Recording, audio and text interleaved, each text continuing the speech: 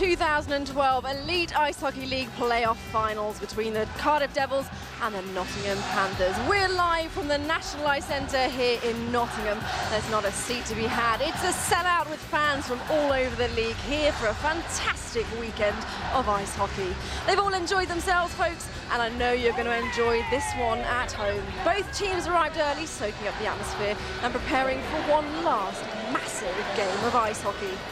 Well, the Panthers came out on top 12 months ago and they're on a great run in cup competitions. They retained the Challenge Cup for the third year in a row and we're looking to make this 4 trophies from the last 6 available. The Cardiff Devils, on the other hand, have never failed to make it to the playoffs, but they've never won it. Can the Panthers come out on top once again, or will Jared Adams and his Devils break the playoff curse? Hello and welcome along. Plenty to get through tonight, and I'm delighted to say that I'm joined by 2 familiar places to help us decide and talk through who's going to go on and triumph tonight. Former GB International and Cardiff Devil Brent Poth and former Sheffield Steelers captain Ron Shudra. Guys, it's Groundhog Day. It's the same 2 teams that were in the final last year, but still a huge game nonetheless. It is. It's a very, very big game, not just for Cardiff Devils to try and get that elusive win, but for the Nottingham Panthers. You can hear how loud it is in this building right now. We're struggling to hear each other speak, let alone hear each other. But, you know, it's a huge game for Nottingham to try and win again in front of their home crowd. It is a huge game for Nottingham. With the Cardiff Devils, 8 times they've made the playoffs. They've made the finals 4 times. Brent, do you think this could be Cardiff's year? Well, they've certainly got the emotional scars to show it for those unfortunate results over the last 8 years. But, you know, you look back last season, they probably had a little bit of a different team, maybe a little bit of a stronger team, a few more stars. Craig Weller, John Pelly had a breakout season. Maybe not the same lineup this year with Cardiff. We're missing Brad Voth and Max Beerbreier. But if there's one thing that matters in a 60-minute game, it's heart. And this Cardiff Devils team has heart. It might not be deep. It might not have the same qualities it did last year. But over 60 minutes, there's something different about this group. Well, the Nottingham Panthers, they're no strangers to occasions like this. They seem to always rise to the occasion, though, don't they, as well? Well, they do. I mean, again, you go back to it, you know, they will feed off the energy in this building, and right now it's absolutely electric. You know, they're waiting in their changing room, ready to come out and ready to rock and roll. And, you know, Nottingham Panthers have so much firepower, and if these guys come out and are creative and find holes like they can, you know, it's going to be very, very difficult for Cardiff to defend. Well, what an atmosphere here tonight. We'll hear plenty more from Brent and Ron in just a few moments. But let's head back 24 hours to see how these 2 teams made it here to the final. For those of you that are new to the playoffs, it's a 2-day celebration with the semi-finals taking place on Saturday. Seth Bennett's here on hand to run us through those 2 games. After a record-setting league-winning campaign, the Belfast Giants had their eye on the double, but it was the Cardiff Devils who struck first. Scott Matska scoring after 2.5 minutes. The Belfast equaliser came before the end of the first period. Captain Jeremy Rebick being so influential. All levelled things at 1 apiece.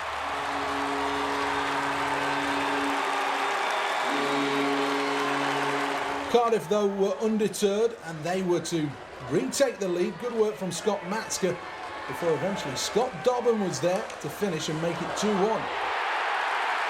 So Cardiff continued to work hard down low and eventually they got the opportunity to grab a 3rd goal, and it was taken by a diving Luke Piggott.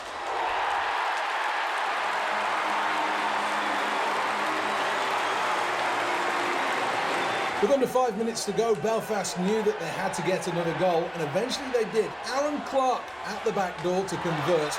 3-2, and all of a sudden, game on.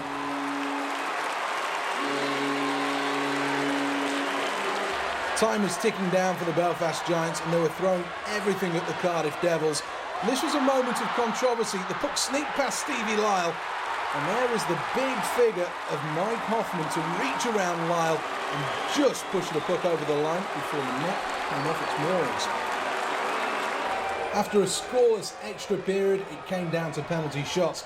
Kenton Smith scoring first for the Cardiff Devils. With the pressure on, Craig Peacock then shot for the Belfast Giants. He wasn't able to convert, neither was Stuart McCrae. Jeff Mason was stopped by Stevie Lyle with a sprawling save. And then it came down to Scott Matska. He couldn't beat Stephen Murphy. So the pressure shot fell to John Pellet.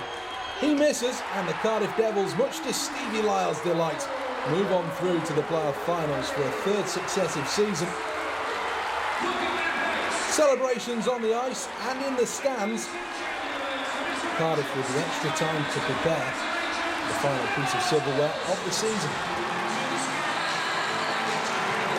With Cardiff already through, Nottingham were looking to book their place in the finals for a repeat of last season. David Clark set them on their way.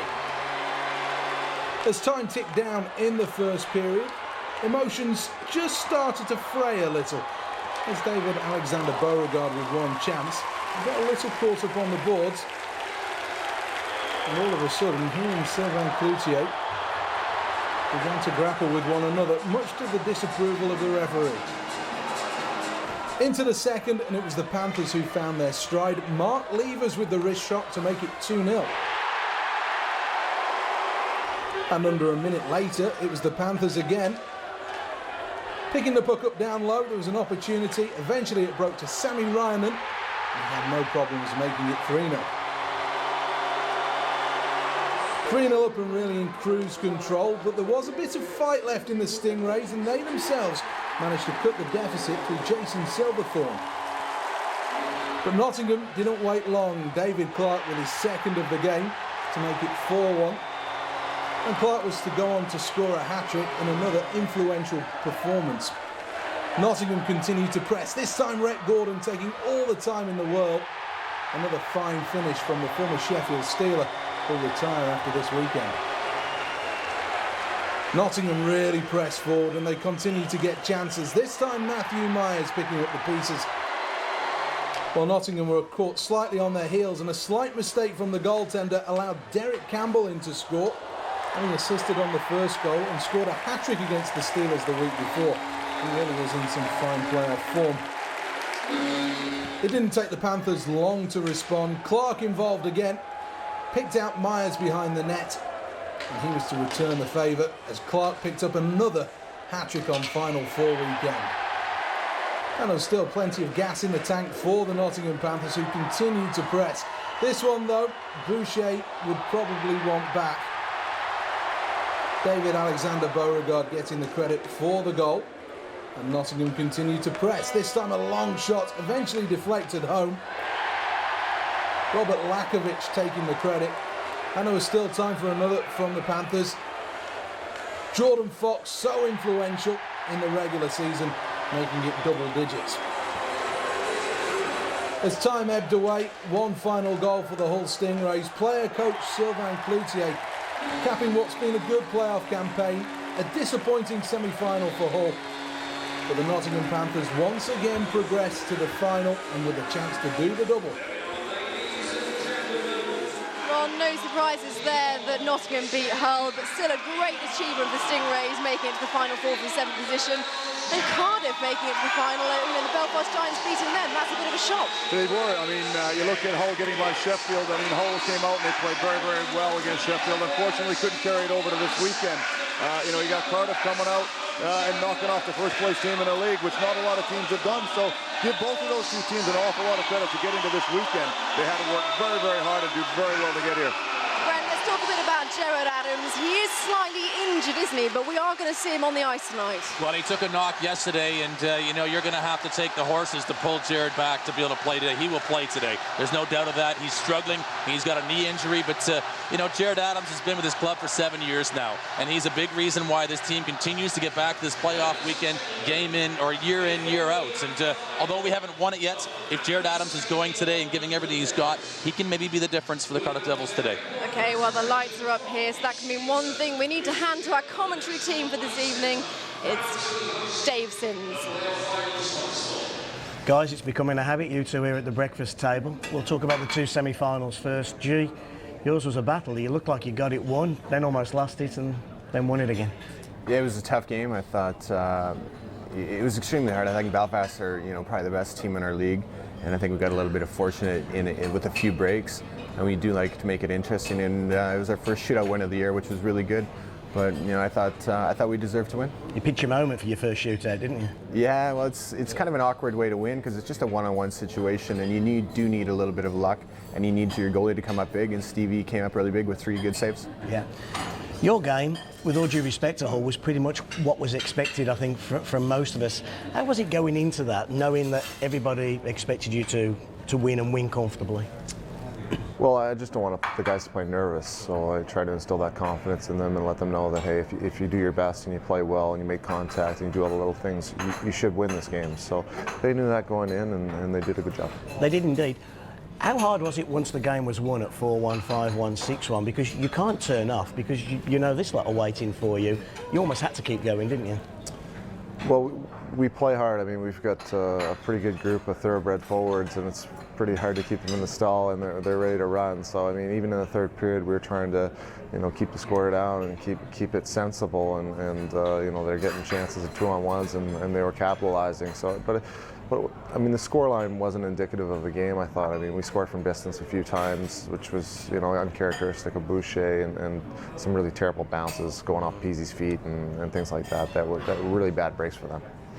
You come into Nottingham, you've done it all year, and to take on a Panthers team in this building, in the form that they're in right now, is a tough ask of anybody. What do you have to do well in the next 4 hours to make sure that they don't lift that crown again? I think just play good defense. Obviously, we just need to kind of control the middle of the ice, and we need to keep them out the outside. And like Corey was saying, I mean, they're very good up front.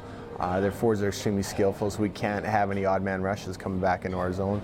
We need to keep kind of everything in front of us, keep to the outside, and Stevie Lyle has to be the best player on the ice today. Do you also have to be very disciplined, not take penalties, because their power play is outstanding? Yeah, it's extremely good, and they've got a lot of shooters who can put the puck in from anywhere. So it is playing 5-on-5, and it's going to be difficult. I think we'll come out a little bit tired. It was a tough game for us yesterday, but we'll just have to keep our feet moving, and hopefully we get a few breaks from the refs. And flip this around to you. His team is just dogmatic. It is everything that he is as a player. It works hard. It's fully committed. It will die in front of you today, trying to prevent you from winning. What do Nottingham have to do well?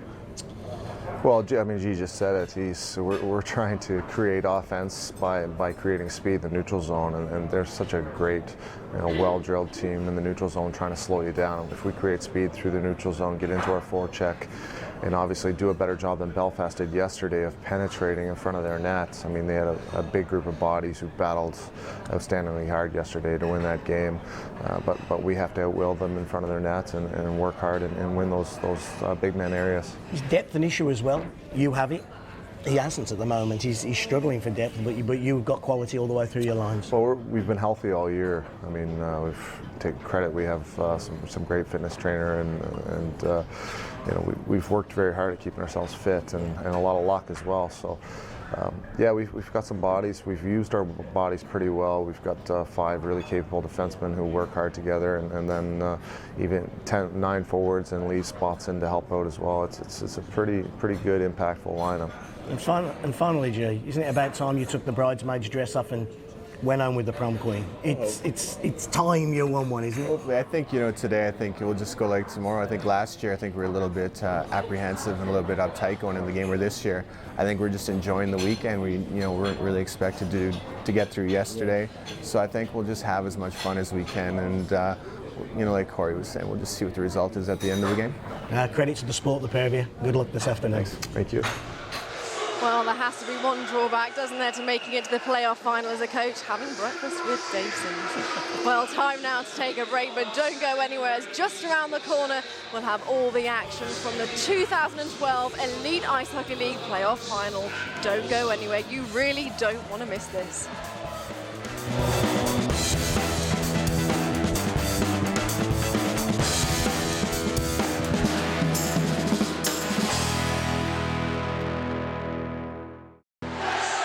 Welcome back to the National Ice Centre here in Nottingham, where we are moments away from the 2012 Elite Ice Hockey League playoff final. It's getting really tense here.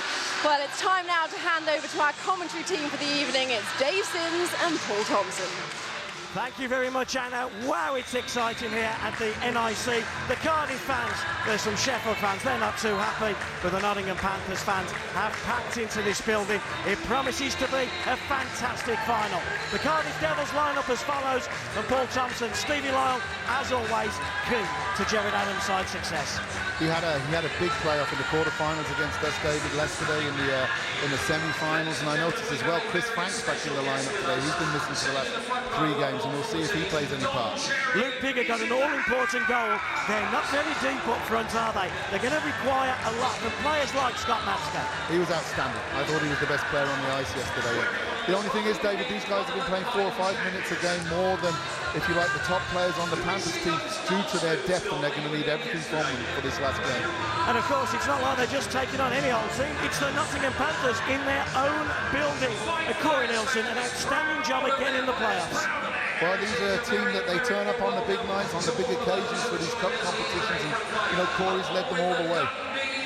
David Beauregard as well, he is the key goal scorer. Well, let's just jump forward and take a look, Paul, at the starting lineups. And we'll start off with the Cardiff Devils. In goal, of course, is Stevie Lyle. Lots of talk whether Stevie Lyle will be in Cardiff next year. We'll wait and see. On the blue line, Kenton Smith and Mark Richardson. Is he about to head off to Kazakhstan? We'll tell you more in the next 2 or 3 hours. And up front, there's big Phil Hill, Stuart McRae and Jeff Pearce. The Nottingham Panthers, Kywal Kowalski, the fan favourites here at the NIC. Corey Nelson starts with Stevie Lee. Corey Nelson, the player coach, the least experienced of the 5 key men for the Panthers. And then up front, Jordan Fox in between Brandon Benedict and David Alexander Beauregard. There you have it. They're both big lines matching up, going against each other to start the playoffs, and I think we're in for a great game, David, against 2 teams that deserve to be here. Well, there's Murray Hansen, and Paul, a word on Murray Hansen, his final game as a referee in British ice hockey. What a servant, both as a player and a referee. A legend, and I hope he enjoys his last game. He's got to the top of the tree as a netminder in this country and as officiator. Pitter patter, let's get at it. We're up for the final game of the year, the most important game of the year. It's the Nottingham Panthers in their white uniform, left to right, and it's with Beauregard who'll take the first shot, just whistles past Stevie Lyle. And if you're joining us for the first time, Cardiff Devils in their black and red outfits. And we'll tell you something very strange and very different about the Nottingham Panthers. Early doors as they head forward. They're the away team here in Nottingham. Here's McRae, the captain. They did get the home bench, I see, though. Whistle blows, 37 seconds gone. Explain, what's the difference between a home team and an away team? Why is it important that Cardiff are the home team here? Well, if they're looking for line matches, David, they have second change at the face-off. So once the referee's arm goes up, they can, their bench, Francis on the bench, can put a line up and match against who he wants. So there's always an advantage having that second change. Matthew Myers will head off with Team GB to Slovenia in a week's time. Goes into the face-off circle. GB teammate David Clark, who had a hat-trick yesterday in their semi-final victory over the Hull Stingrays. Myers gets taken out of the corner. Clark helps it on its way to Rhett Gordon, who was the last player to join the Nottingham Panthers side, joined just after Christmas. Gordon down to Myers, coming in on the back post. It's David Clark back at forehand, shoots! Not once but twice. Stevie Lyle denies, and a little bit of hack and whack between Kenton Smith and David Clark. Chance again for Rhett Gordon. Smith will clear. Suicide pass to Hill. Man at the back door is David Clark, and Rhett Gordon couldn't find him. Early pressure from the Panthers. That's what we expect, David. That's what you expect. They're in their own building. You always know first 10 minutes against the Panthers, whenever you play them here, is crucial, and it's no different in the playoff final. 42 Gs for David Clark already. He almost had 43. Van der Beek, the Dutch Canadian, to Matska, who, as Paul Thompson said, was simply outstanding, and scored that very early goal for the Cardiff Devils against the Belfast Giants. It settled their nerves on Saturday. Francis chips forward into the glove of Lyle. Reineman comes in, gets a little bit of... There was a bit of spray there from Reineman. Stevie Lyle didn't like it, swung the stick, a little bit of afters. Well, you've got to pay the price if you're going to go in on Lyle, and you know, that Cardiff defence, they're not going to take any prisoners there. And, you know, lively start to the game, and David Clark nearly got one. I mean, Clark's another player that 42 goals, he scores this year in, year out. He doesn't just score the one time with his great shot. He goes to the dirty areas, he goes to the net, and you've got to take his stick away. And he's a guy that the puck follows, or he follows the puck. Face-off win by Francis, but it's the Cardiff Devils who pick it up with young Piggott. Goes it behind Kowalski's net, and while the old fox Jared Adams goes behind, and he's standing right in front. And Jared Adams, we'll talk about Jared Adams all night, won't we? Well, an outstanding job as a defenseman, a forward. He had knee trouble after the game yesterday, and there he is getting in the dirty areas. Well, he just leads his team in every area. And, I think, you know, Doug Christensen deserved the coach of the year. He won the league, but this is a guy that he's had to put up with 3 or 4 of his star players being injured all of the year, and he's played in every position. He rallies his troops, and he's a great ambassador for his hockey club. Yeah, a Cardiff Devils side lining up in a playoff final without Rabia and Voth. Pierce, who has got all the skills, all the tools in the back, and here's Fox, who's got a few of his own. And Fox leads the rush. He's looking out in front for Lepine, who's up forward. Beauregard, loose bouncing puck might fall to Fox. Brandon Benedict, who has won and lost playoff finals. Out in front again with Fox, and Lyle makes the save. They're putting a lot of early pressure on, aren't they, around the net, and they're getting to scoring areas. And you saw a Cardiff demon and 4 go to the same guy, which left the guy off the side of the net there. And you know, these are 3 guys that they're the most potent line, or if not one of the most potent lines in the league, and you've got to pick up your checks in these areas. You can't let Fox walk in like that. Lyle makes a great glove save. Another face-off, just in front of Stephen Lyle. Myers gets kicked out. David Clark goes into the circle. Face-off win, comes back to Kenton Smith. Smith and Gordon in the circle to Scott Matzka, who takes it behind the goal of Lyle. And the right-handed shot centre brings the puck out. Drop pass. Goes to Batch. What an impressive debut season. Full-time debut season Batch has had. And he might become an even important player for the Cardiff Devils going forward. If these rumours circulating about Mark Richardson are correct, then he might be about to go to Kazakhstan. Yeah, absolutely. I was quite shocked that young Batch wasn't included in the provisional Great Britain squad, because I think he's done a terrific job for the Devils back in the blue line.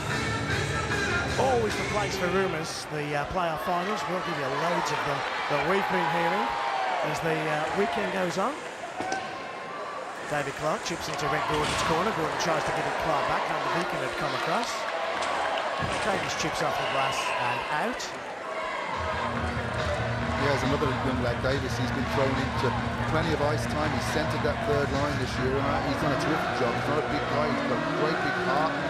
Works hard, smart, both ends of the rink. He's chipped in with big goals, and Jared's done a great job of bringing these young kids through, especially with the injuries they've had. Piggott and Hardy coming into the line. None of them let him down. He had Davies last year, and then he let him go to Basingstoke to get valuable ice time. Brought him back, and what an improvement. Yeah, absolutely. They did the right thing with him. Lee with the 8-iron just goes above the helmet of Stevie Lyle. Lee has come all the way back. Young Piggott will chase him, and young Piggott moves the puck round the glass, back out to Van der Beeken. And he moves the puck quickly. Van der Beeken again.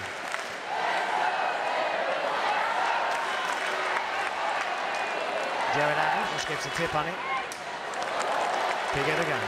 Stevie Lee goes rink wide to his player coach, Corey Nelson. Ryan moves the puck forward, doesn't get it deep. No offence yet from the Cardiff Devils as Nottingham come right-hand side with Francis. Fakes. Danny Myers is just ahead of him. Puck comes out of the zone where he's picked up by Benedict. Still with Benedict. He's got Beauregard to his left. Beauregard will he take his chance. Tried to get him back to Benedict. Chance to clear for the Devils, and eventually they clear into mid-ice.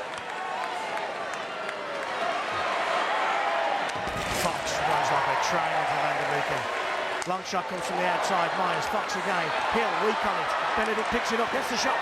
Chance out in front for Beauregard on the tip. Fox tries to find Beauregard. Hill's come back and covered well. A battle out in front between Van der Beeken. And then Hill gets a late hit off Benedict as well. Danny Myers, the Nottingham Panthers captain, sends it down low. Big hit this time from Gordon. It's physical and it's coming from the Panthers ball. It is. And right now, you know, they're turning pucks over, the Devils in their own end, and the Panthers are jumping on them second pucks, but they'll be thinking, their game plan will be, if we can absorb this first 10 minutes or so, get ourselves into the game and turn over like this. And a 2-on-1 breaks, it's Dobbin. Dobbin shoots, Kowalski makes the save. And that's their game plan, David. I mean, they did that. I mean, they had 4 breakaways on the Belfast Giants, 4 or 5 2-on-1s. They're playing a 1-4 in the neutral zone, so one guy is just coming the puck side, taking away a cross-ice pass. They've got four guys, 2 defensemen, 2 forwards stacked in the neutral zone, and they're waiting for them cross-ice plays so they can turn them over and hit them back on transition or odd-man rushes. That was very similar to Matt's goal yesterday, wasn't it, against Belfast, how they intercepted and broke. Yeah, they're being very passive in the neutral zone. They don't have the bodies, they know that. Nielsen moves the puck quickly. Back to Piggott, who scored a fabulous goal. Ended up being the game winner for the Cardiff Devils. Penalty coming in, it's going to go against Brock Wilson. And there's a bit of afters. Wilson hit Francis, and now we've got some pushing and shoving. And Murray Hansen, in his final game, calls his first penalty. And we've got a little bit of a battle down there as well, with Ryman and Davies. That could be an interesting little fight. Yeah. But that was all Brock Wilson, wasn't it? Early doors on Francis and then the retaliation. But Murray Hansen had called that first penalty. Yeah, we're going to get that. I mean, guys are playing hard. And, you know, the one thing that both teams don't want to do is take unnecessary penalties. You don't want to give that advantage. Look, he's in the middle of it again. The player coach, Jared Adams, and, you know, he's not going to back down from anyone. You see the puck goes deep here, David. And Wilson comes from behind, takes him into the boards. Piggott comes back in, and there's a little bit of a melee. Francis jumps in as well, and I don't know if he'll even this up. I mean, the original call was obviously on Wilson. Well, we got Ryan and Wilson in for the Panthers, and we got Davies and Jared Adams in for the Cardiff Devils. So 5 minutes and 11 seconds. Murray Hansen tries to determine. Do you think he'll leaving things out there, or they'll call the first initiation against Wilson? I think, looking at the scoreboard now, I think the Devils will end up with a 2-minute power play because of the Wilson altercation at the start of the scrum. So if you're joining us for the very first time, what that will mean is a power play for the Cardiff Devils.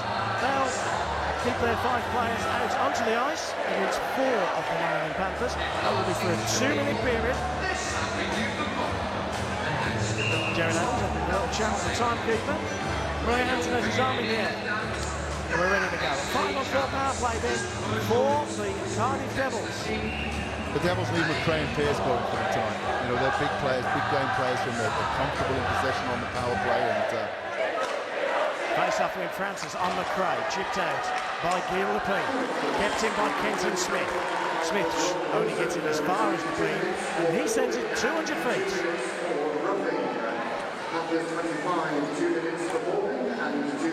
So roughing minors against everybody except for Brock Wilson, who gets a double minor. A roughing and a boarding. Rakovic, who got the game winner in the semi-final here last year. Francis trying to keep the puck in the offensive zone, but outmanned by the Cardiff Devils, and to be clear. Are we going to see which Pearce is it tonight? Is it the absolutely simply brilliant, gifted Pearce, or the one where it just doesn't quite work out? Well, you've got to watch him. He plays off the shoulder of that last defenseman, and if he gets his opportunity, he's as skilled as anybody in the league. I know the Devils will be looking and relying on him, but the Panthers are doing a great job on the PK. They're pressuring up ice. They know they don't want to give any time for the Devils to set up. They're sending 1, even 2 guys up ice on the penalty kill, and now they've got possession. They're going to keep it as long as they can. And Corey Nelson and Stevie Lee do an excellent job, just killing an extra 10 or 12 seconds as they send it down. That Pearce is Galbraith skilled, he's Dowd skilled, he's as skilled as they come on his days now. Oh, without a doubt, without a doubt. Hardy gets a big hit from Gordon, and then a punch to the cheek for his trouble. Danny Myers intercepts, 2-on-1 short-handed. Myers will fake the pass, and he goes across to Rick Gordon. Perhaps did the right thing, but it wasn't a great pass to Gordon. Back comes Matska. I think that's what they've got to do. That's their game. They've got to chip and chase and wrap and get pucks in. They're turning over a little bit in the neutral zone, and that's not a Cardiff Devils team that does that. Now they've got control. They've got 15 seconds left on this power play. Dogan gets it back to Smith, Mark Smith, brother of Kenton. Matska again, Hardy out in front, just fakes on it. Van der Beeken gets drilled into the boards by Benedict. You might remember 2 years ago at the most outstanding playoff final. Van der Beeken takes a shot. We are back 5 on 5. And a player left the penalty box at the shoe there for Cardiff, and then quickly made his way back into the penalty box. Kenton Smith to Van der Beeken. Somebody's run over Benedict, and Benedict shakes his head. Benedict's run over about 8 people already. He got one back. It's physical. It's more physical than the 2 semi-finals already, isn't it? Oh, okay. It's a faster pace. It's a little bit of everything. Phil Hill uses the body on Jordan Fox. Lee goes rink wide to Nielsen. Myers just ahead of him. Back though to Stevie Lee. And Stevie Lee to David Clark, who gets a tip on him. Fox goes chasing. Big hit from Fox. Clark has it. It was Batch there who actually took the big hit. And here is Batch again. Played so well in our live game when Cardiff and the Brayhead Clown went battle. Kowalski makes the save. 8 minutes and 17 seconds gone in this first period. We're still scoreless in the playoff final. Yeah, settling down a bit now. Batch does a good job. Even the defensemen on that Cardiff team, look, they're looking to get to the net. Everything at the net. They're a very, very direct team that's used to playing in a small barn, a small rink. They keep everything north, and that's how they get their success, with their big bodies going to them, them scoring areas. Davies has got Piggott just to his left, Jared Adams just to his right. Francis gets kicked out. Here comes Ryan in it. There's Davies. Shouts with the linesman. Face-off win as well for the youngster. Myers backhand all the way around the boards. Lakovic has broken the zone and just gets a bit of it. Intercepted by Smith. Well, hammers back into Kowalski's glove. And then Kowalski covers up. When I had breakfast this morning with Jared Adams and Corey Nelson, after the cameras had disappeared, we sat around the table talking, and we talked about Mark Richardson.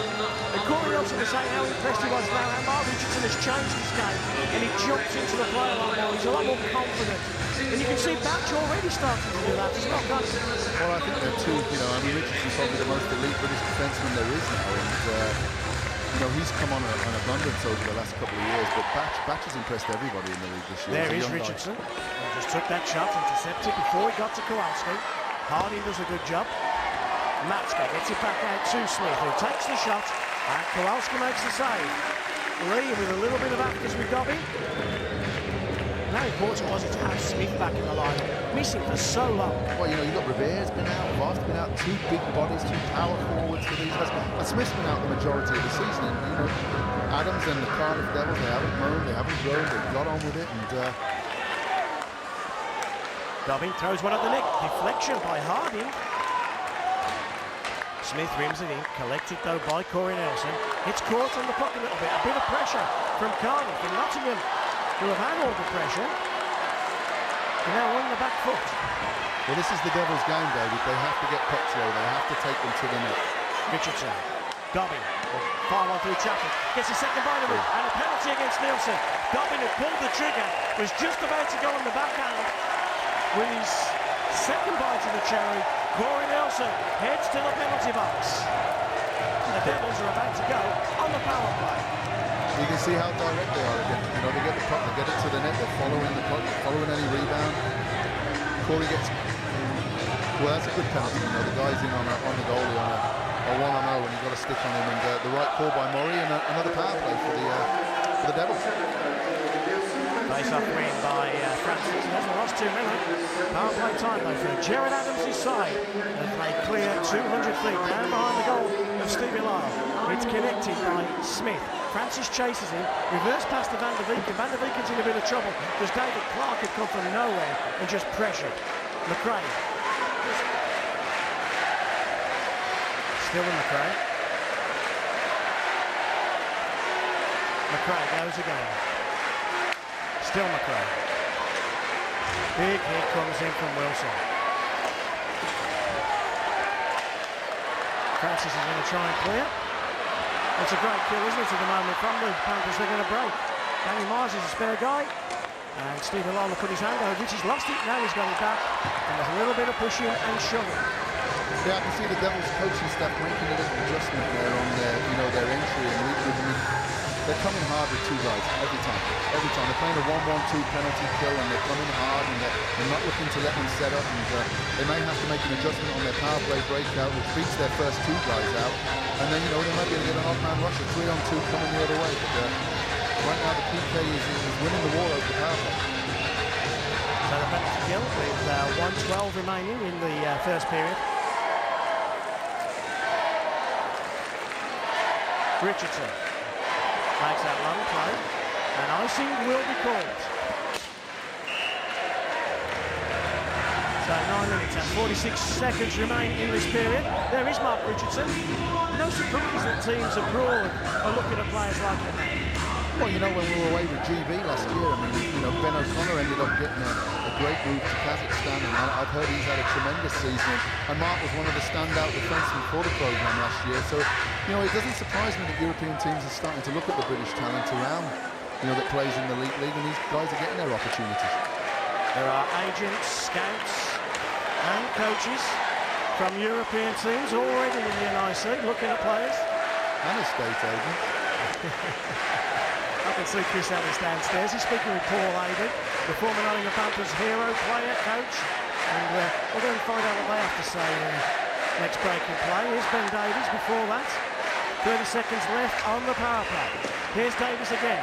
Whistle blows. Chris Ellis, what's going on down there? You're in between the Devils and the Panthers benches. Yeah, right down here. Paul Adey, it's been a very cagey start. Who do you think settled the better? Well, I think both teams are playing quite well. Nottingham have come out hitting, especially hitting Cardiff's defence, trying to shake them up, rattle them. But Cardiff has dealt with it quite well. And the flip side, Cardiff has sat back in the neutral zone and cut off some passes through the middle, and have got some scoring chances from that. So basically, both teams have created chances. Both goals have made the saves. It's been a great start to the first period for both clubs. Thanks, Paul. Back to you guys up top. Chris, here's Van der Vieken, comes to us just in time, takes a shot, kicked away, stick side by Kowalski. A chance to clear, and they do clear. Just at home, isn't he, Paul Adey, in this building? Yeah, many great years here, didn't he? As a coach and a player. Van der Vieken runs into Corey Nielsen as Nielsen comes out of the penalty box. Nielsen, we had the chance on the breakaway there. Lakovic was just alongside him, but instead, it's McRae that breaks. Pearce to his left. McRae takes a shot, and Kowalski will cover up. Well, a couple of good penalty kills by the Panthers. Given no time, no zone time, no real shots, and you know, they're doing a good job. They've done the homework on the power play breakout of the Devils, but the Devils are hanging in there. They'll be pleased so far with the start of the game, and they're a team that gets stronger as the game goes on. And that type of team that can absorb pressure and can. Davies, face off, good play by Piggott again, and Jared Adams took the shot. Brock Wilson, Francis just gets a tip on it. Stephen Lyle didn't see where that went. Batch has done a good job coming back. Smith tries to feed Adams, but Wilson gets it across to Corey Nelson. Wilson will just chip it forward.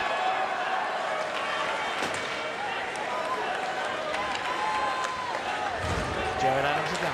Just gets it past Danny Myers. Davies just picks up on it. Piggott! Oh. Well, that was just from where Piggott did a lot of damage yesterday. Going with Beauregard. Blue line.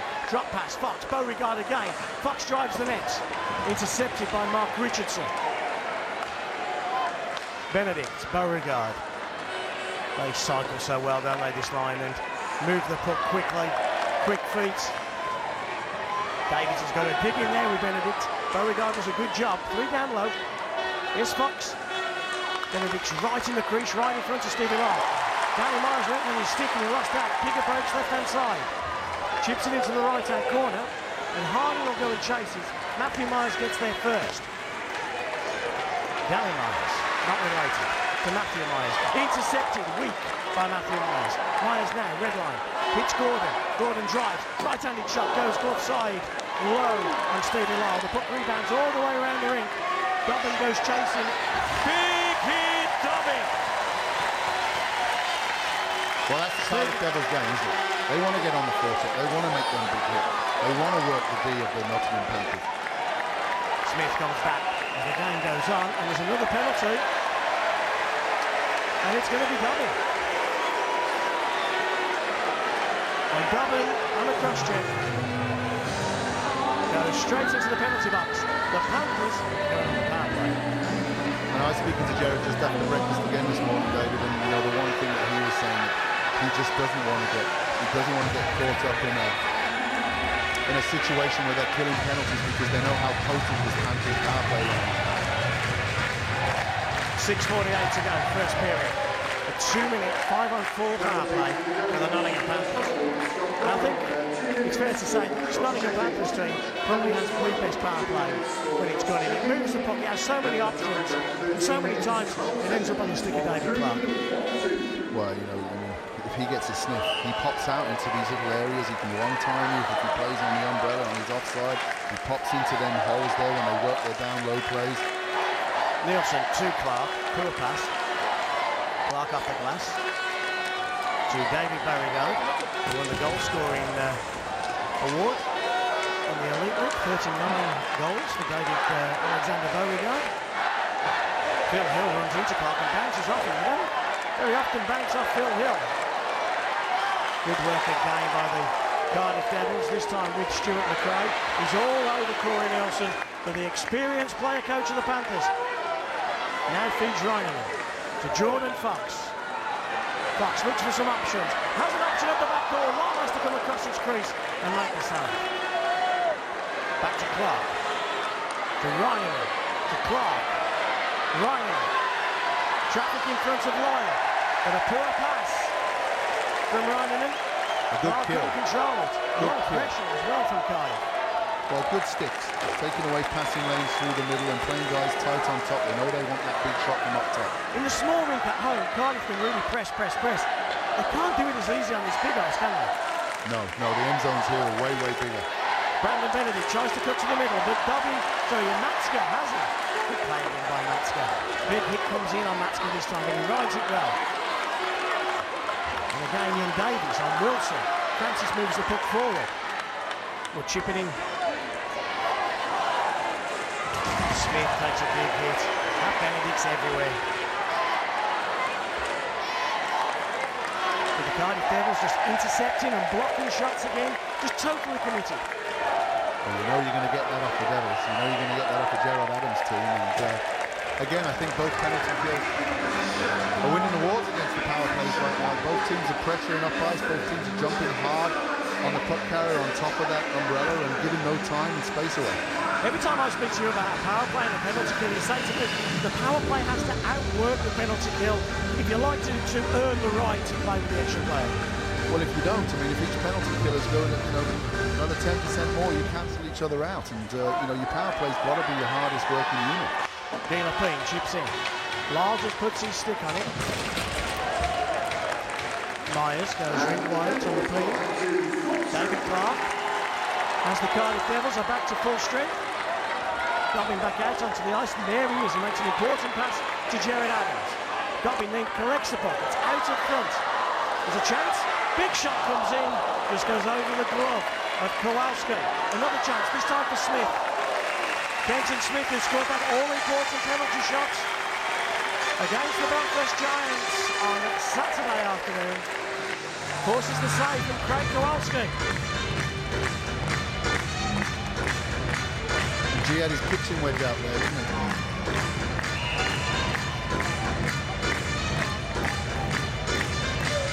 Reminded me of young Michael Tasker the way he shot that. He eventually got to the goal. Beauregard, Harding in a battle. Matska comes in, Dobbin comes in. Dobbin left a bit of a travelling leg on Benedict there.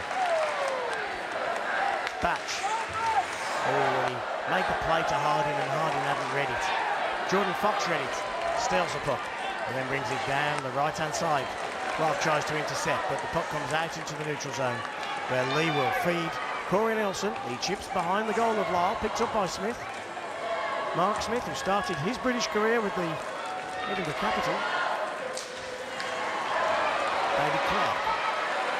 Wait, it's got that long stick, David Clark. Batch in a battle, and he does a good job on Clark. Here's Davies. They're not afraid just to chip out, are they, the Cardiff Devils, when they're in a bit of trouble? Well, no. I mean, that's their game plan. I mean, they like to exit, they like to come out their own end. on the outside of the dots. Brock Wilson finds Lakovic. Nice pass from Lakovic. Ryland and takes a shot. Rebound.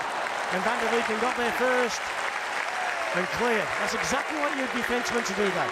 Goalie makes a save. Get the big defenseman to clear that puck. Yeah, you can't buy them guys that can box out at the net. And, you know, Lyle does the job. He makes the first save, and, Van der Beeken's there. Big body, big presence. And he clears that second puck up. And that's the thing about Nottingham. They can play it anyway. They're a skilled team. They can outpass you, outskill you, but they'll still shoot and drive, and they'll go to them ugly scoring areas, and you need your D to box out for you there. Danny Myers, the Panthers captain, will he be picking up the trophy in a couple of hours' time? Big hit here on Francis. Comes to Benedict, takes the shot, just whistles past the glove of Stevie Lyle. Good working game by Phil Hill down low. Chance for Pierce, tries to dance around, and the penalty comes in for interference. Pierce there tries to dance around Lepine, and Lepine will make his way to the penalty box. And that's what you were saying, playing on the shoulder, he's just trying to get the other side, isn't it? You can see how shifty he is. He gets the puck in the middle here, and you're not allowed to take, you're not allowed to take ice away from the player who's attacking you. You can see Lepine moved laterally across, he took the ice away from the player, impeding his path to the puck, and that's why the Devils are back on the power play. Face off with Matska, comes back, Richardson takes a shot, oh, it bounces and deflects everywhere. And Cardiff just keeping the puck in at the moment. Sustained pressure from the Devils as Beauregard eventually clears, and Beauregard, Fox, Wilson and Nielsen all challenge. Gordon comes with speed. And that's it. Gordon's come all the way back. He's a great penalty killer, isn't he, that Gordon? Oh, what experience, what years in the DL, the American League. I know he played here in the Super League era.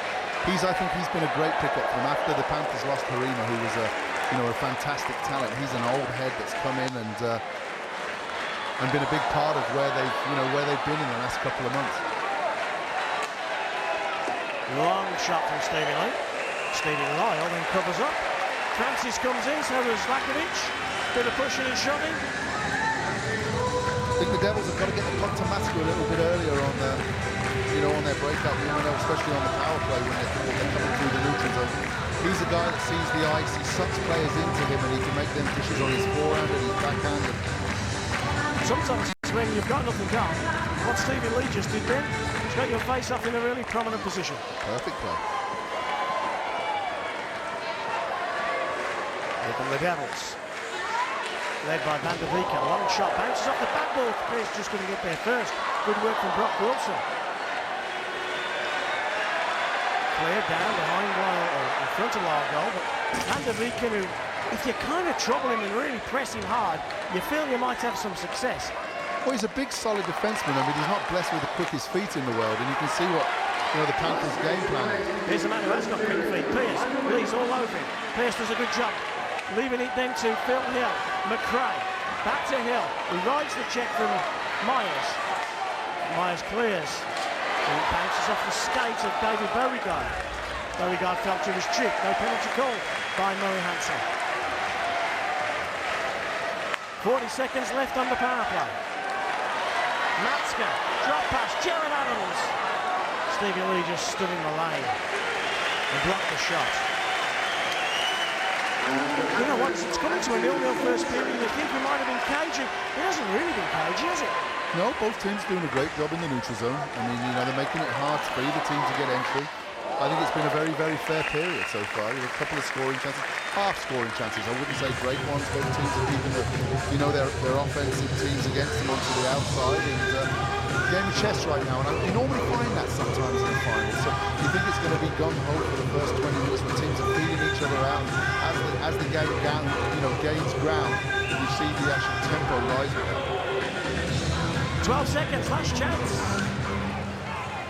for the Nottingham Panthers. Oh, they had puck possession, but then the Cardiff Devils robbed it off them. This period's counting down. Big hits as Murray Hunter will call the end to this first period at the NIC in Nottingham. the Nottingham Panthers and the Cardiff Devils are still scorers. Both teams have had chances. Kowalski and Stevie Lyle have both had to come out and make big saves. But Gerard Adams will head back to his dressing room, probably the happier of the two coaches. At the end of the first period, it's the Cardiff Devils 0, the Nottingham Panthers 0. Anna, what a great first period that was. What a first period, hey. Probably the ideal start there for the Cardiff Devils. Well, we're going to take a break now, but don't go anywhere. Stay with us as we've got plenty more action coming your way from the Elite Ice Hockey League playoff final. Don't go anywhere.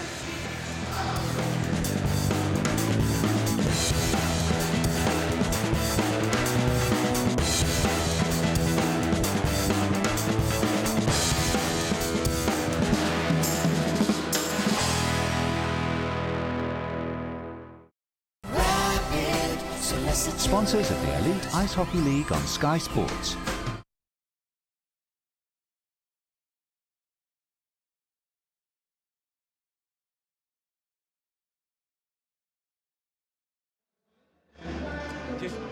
Okay, can we go with, is it light enough? Yeah, go with it. Okay.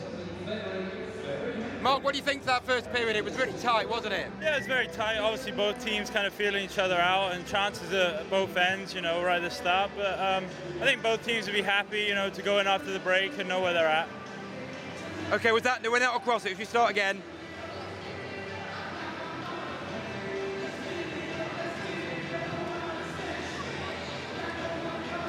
Mark, what a period. It was so tight and feisty, wasn't it? Oh yeah, just like a final should be, you know, both teams going at it, and I think, you know, there's a couple of chances at each end, but both teams will be pretty happy with that first period.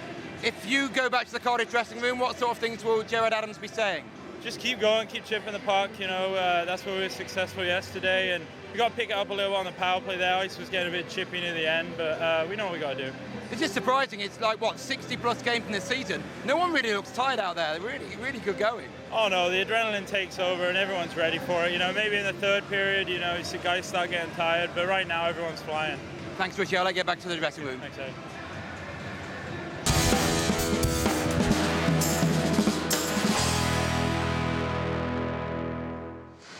Hello and welcome back to the National Ice Centre here in Nottingham, where we're currently one period down in the Elite Ice Hockey League playoff final. The score standing at 0-0. Ron, probably an ideal first start there for the Cardiff Devils. What do you make of it? Yeah, it was a great start for Cardiff. They weathered the storm early, like we were talking about before the game. We knew Nottingham were going to come out hard, fast, pumped up. They came out, they were very physical. Really hemmed Cardiff in their own zone for about the first 3.5, 4 minutes. We didn't have an awful lot of action down here. I'm sure Kowalski was waiting for a shot. And, you know, that's what Nottingham said they were going to do. We knew they were going to come out. We knew they were going to come out hard, fast, and quick. And some of the hits that were the Cardiff D were taking early on, is it going to tell later on in the period or in the game? We don't know. There's some pretty physical stuff going on. Well, the action was coming in waves, wasn't it, Anna? And it was happening mostly in the Cardiff Devils end zone, and they were having to absorb all of the pressure coming from the Nottingham powerhouse. You know, they've got an offensive machine there, 6 guys on that lineup that have got more than 20 goals this year. And for the Devils to withstand that pressure early was important for them. To get out of that first period 0-0 after 20 minutes is encouraging. And of the two coaches, probably Gerard Adams, the player coach of the Cardiff Devils, feeling a little bit more encouraged and, you know, probably more than anything, just feeling a little bit more settled. That the pressure really isn't on the Devils to perform today. The Nottingham Panthers are here in their home venue with a huge crowd. They are the title holders from last season, and the Devils are just hanging in there tough. Well, we'll take a look at some of the action from the first period in just a few moments, but I do believe we can go ringside now, where Chris Ellis is with Brock Wilson. Brock, are you happy with that from a Panthers point of view? You know what? Not overly, but you know, it's score 0-0 right now, so I guess we kind of got to be happy we take that into the period. You know, it's a tight-knit game right now. You know, not too many mistakes, so we just kind of got to be patient and wait it out and kind of grind them down. Your first playoff finals weekend, how are you experiencing it? I think it's amazing. Great atmosphere, all the fans. You know, you don't really experience this too much in the States, so it's a great experience, and for every team to have representatives here, it's amazing. Okay, let you get back to the room. Thank you. All right, thank you. Brent, it's a pretty evenly matched so far, isn't it? I mean, is it just a question of who can sustain the pace and then the passion behind it? Well, I think the first goal will tell a lot, won't it? It'll change the momentum of the game, and all of a sudden, then one of the teams is going to start to feel that they're in a position to take the game forward, and the other one is going to have to press a little bit more. The thing in one of these games is how much of a mental tax being behind the deficit, or actually how much of an advantage is it the win behind you when you do get that lead. So the first goal will tell a lot here in this second period. It might go all the way to the third period, but Nottingham is a team that's used to scoring goals, and the longer they go without scoring, I think it starts to tilt in the favor of the Cardiff Devils. It's such a big occasion for both teams. What's running through their minds right now? Well, obviously, sitting in the changing room, listening to see what coaches have to say, and seeing if you need to adjust your game plan at all. I think both teams, like you say, I think Jared is going to be a bit more happier. They've had the pressure and the pace thrown at them, so to speak. But you go in with Corey, and he's got to get his guys going too. He's got to say, well, we've had a couple of chances, we've had a couple of real good chances on the net. We've got to start burying our chances. We come back, and Jared's missed one in tight down here, a couple of bouncy things. It might be one of those sort of goals that just bounces off something and goes in, but that's going to start the ball rolling. Well, there's been a couple of decent chances from both teams, and we can take a look at them right now. If we just have a look now. Here we go. This is a play here, Phil Hill from the outside, but it's Batch who's going to the net, and the Devils are actually trying to get their defenseman involved in the play. Batch comes across the blue line, young first-year defenseman for the Devils, a big, powerful, prominent player, and he's all that Lepine can handle in front. But there are chances both ways. Only 8 shots apiece each team in that first period, but Fox, who's able to open doors and a little bit of a ricochet in front, and that bouncing puck, it's one of those sort of strange bounces that you expect sometimes in a tight game that could be the difference, and sometimes that's what changes momentum. And here Fox just throws it in front, and it's never a bad play, just to test the angles and see exactly whether or not the goaltender is ready for any sort of possible ricochet. We saw it happen yesterday, and it happens all the time in the sport of ice hockey. It's also been a bit of a tasty game so far, which always makes for a good game, doesn't it? Let's have a look at it. Let's see what happened in that first period. There's definitely some great physical contact going on out there. We've seen a couple of big hits coming across the middle. I think it was Myers on Francis coming across with his head down. Even stuff along the boards here. All this takes a toll on all the bodies that are out there. You're playing at such a high pace, playing physical. Benedict, like Simsy said, he's been all over the ice. He's running all over D-men. And again, your face is up against the glass. You're expecting guys to come in, and you're moving the puck quicker than what you want to do. It's the anxiety it creates, isn't it? Yeah, I mean, definitely. you're always wondering where the guy's coming from, and rather than just collecting the puck and getting ready to make the play up the ice and make a good, productive play, you're wondering where somebody's coming from, and that has a tax because you think a little longer than you should, and rather than just making the play, you're wondering just what's going to happen next and where they're going to come from, and you always got to feel those footsteps behind you too, and just when you see everything in front, you don't know who's coming on the backside. They're not going to feel a thing though, are they? The adrenaline that must be pumping through those bodies right now. Oh, definitely. I mean, you look at two old defensemen here. We're used to guys coming in on you, and it's very unsettling when you have guys coming you 2, 3, 4 feet away. You get hit by one guy, you move the puck, but the adrenaline definitely. You can see with G out there, he's laboring a little bit, but you just look at him in the eyes. You can see him coming at you through the glass, and you know he's focused. Well, it's the other thing as well. Not only when a player comes at you, is it how do you roll out of that contact to who gets the puck first? So the contact is always about getting possession, and if you can maintain possession when a guy comes on you, then you've done your job. But you still got to get away from that pursuit, and that's the hard part with a contact sport like this. Where does the puck end up, and who gets it first? It makes a good game, though, doesn't it? We can head ringside now, where I do believe Chris Ellis is with Mark Richardson. Mark, what a period. It was so tight and feisty, wasn't it? Oh yeah, just like a final should be. Both teams going at it, and I think there's a couple of chances at each end, but both teams will be very happy with that first period. If you go back to the Cardiff dressing room, what sort of things will Gerard Adams be saying? Just keep going, keep chipping the puck. That's where we were successful yesterday, and we got to pick it up a little on the power play there. Ice was getting a bit chippy near the end, but we know what we got to do. It's just surprising. It's like, 60-plus games in the season. No one really looks tired out there. They're really, really good going. Oh, no, the adrenaline takes over, and everyone's ready for it. Maybe in the third period, you see guys start getting tired, but right now everyone's flying. Thanks, Richie. I'll get back to the dressing room. Thanks, Ed. Well, it is a game that could be anybody's. Who do you reckon? What do you think is going to happen now? Well, I think there's almost a mischievous nature from the Cardiff Devils right now. We like that. To actually be sitting there and actually be so calm. You watch Mark Richardson there, a little bit of sweat off him, but it looks as though he's just been reading books in the library rather than out there for 20 minutes in a buckle-down battleship battle going on in the defensive zone. And that's something that I'm just starting to feel, that the Cardiff Devils are really comfortable with where they're at the moment. And with 40 more minutes to play, that's exactly how you want your defenseman to be feeling. Okay, well, we've heard the thoughts of Brent and Ron there, but we thought we'd draft in another opinion. Why not? Paul Lady is ringside with Chris Ellis. Paul, this is a better game, much better than both semi-finals yesterday. Well, a much better game because both teams, are very accountable defensively, especially leaving the third man high and not allowing those odd man rushes. I think we only saw one or two 2-on-1s in that period. So both teams defensively have been very, very good. I think Cardiff did a good job weathering the forecheck of Nottingham coming in hard on them, and they did a good job. Their defense did a good job not panicking and staying in the game here, which has been a key for Cardiff. I think getting through the first period without giving up a goal has been key, is really important for them. And they played well defensively again like they did yesterday. So for Cardiff to be in this position, I would say that they're pretty happy right now in their changing room. Brock Wilson, on the interview there, he seemed the less happier out of the two with him and Mark Richardson. Do you think that's kind of how the dressing rooms will feel? Well, I think so. Nottingham are favorites to win this game.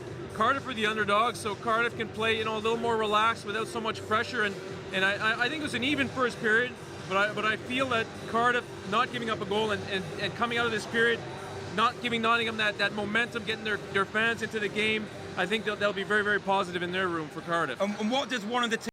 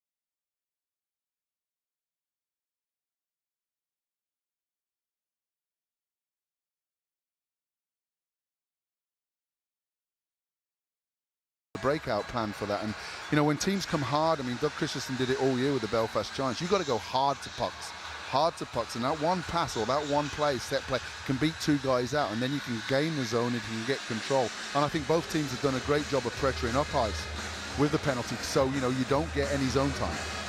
What about the... You talk about the coach, Cardiff Devils coach here, Gerard Adams. Certainly be the happiest of the two guys, won't he?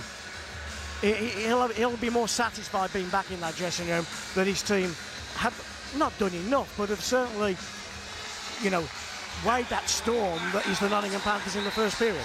Well, I think so, David. I think, you know, I mean, I think it was a pretty even period when you look at it. I mean, you know, 8 shots per team, and I think, you know, neither team really got the opportunities they wanted on the power play over that time. But Gerard knows he's on the road here. I know it's a neutral event today, but it's not because, you know, oh, I just jumped up a stair there. It's a neutral event, but it's not really because, you know, the majority of fans in here are Panthers fans, and so he just doesn't want to energise this place. So probably, you know, slightly, it goes to the Devils. Well, there is Gerard Adams. And he's sat. His team comes. It's funny sometimes, isn't it? After a lot of emotion, those experienced guys just get out of the way, sit down, calm down. That's exactly what Gerard Adams did. Not skating around. He's seen it, done it, and that experience shows, doesn't it? And it does as well on the Panthers bench because, you know, both teams have. I mean, you know, men play this game, and you know, I mean, 60 games is probably with challenge games and everything else. It's probably the end of a 70-game season, but. You know, there'll be lots of guys on both benches that have got knocks and they're hurt and they're sore and they're carrying injuries, but that goes aside. You know, this is the crown everybody wants to win in British ice hockey. Move it. Nice little moves. You know your wife is here? Oh, she's here. That's not her. I think everybody has had a good time in Nottingham. A huge turnout here at the NIC. Nottingham, of course, the best represented team in terms of numbers. And they're expectant, aren't they, the Nottingham Panthers team? Well, they've been the team over the last few years that have won these, you know, mini-series, the Challenge Cups and the playoffs. And, you know, Nottingham didn't have an easy path to this, you know, to this Final Four weekend. Yeah, remember, of course, as Jordan Fox breaks free and tries to get an early shot in on Stephen Lyle, that at the end of game 1 of the quarterfinals, Jake Galbraith and the Braehead clan had the Panthers 3-0 down. They came here to the NIC, scored 4 bang to lead 4-3. Galbraith ties it, and then they win it in overtime. They almost never made it to their own party. So they're used to playing under pressure. You know, they are. Beauregard. Richardson follows him. Stevie Lee takes a shot. Oh, he whistled past Stevie Lyle. In fact, I think Lyle might have just got something to that one. Nielsen takes it in his glove. He gets a slash. Phil Hill, and Phil Hill follows through. Jordan Fox moves the puck out to Benedict, who I thought was outstanding first period. Benedict takes a shot, deflected. When Benedict left the Belfast Giants, I thought that was going to be a huge hole. Obviously, the Belfast Giants filled it. But he's been a super player for the Nottingham Panthers. One-timer from David Clark. Dobbin loses out in the battle of 12s, and Gordon will try and find Matthew Myers, and he takes that shot. Rebound. Clark shoots. Rebound again. And they bat it out of the air. Lapine tries to bat it out, and he keeps it in. Gordon totaling up. Look at Clark, David. Look. I mean, you don't score 40 goals a year for no reason. He's always looking to get into them pockets, them soft areas. Dobbin will try and float one to Harding, intercepted. And Lapine will bring the puck out. Taken out of the air by Dobbin. Myers first to react. Backhand pass to Matthew Myers, who can't control, but Guy Lapine can. 90 seconds gone already. Second period. Still scoreless at the NIC. Who's going to be the hero? Lakovic. He was a hero last year. Bad chance off the crossbar by Francis. It just bounced, forehand, backhand, and he did the crossbar. Ryan. Van der Leeken. Piggott just chips out. Are we going to get an icing? We will get an icing as Brock Wilson touches that. That was a hell of a chance there. And I think it was Francis who got the final touch ball. Did that come off the crossbar? It did. He just swiped it on his backhand, and you can see he just clips the top of the bar and goes over and hits the glass. Just a direct play. Quick puck to the net from the top, and there's Francis to pick up the second puck. The boys in the truck have got a new toy, that super slow-mo. That is a super slow-mo. I've just been told high motion. Super slow-mo. That works it out. 20 years ago, that would have been a hard shot. Reinanen. Francis in the circle. Reinanen to his left. Comes back to Corey Nelson. Lakovic in the second period, starting as the first did, with a lot of pressure from Nottingham. But they can't break the defence of the Cardiff Devils and Stevie Lyle.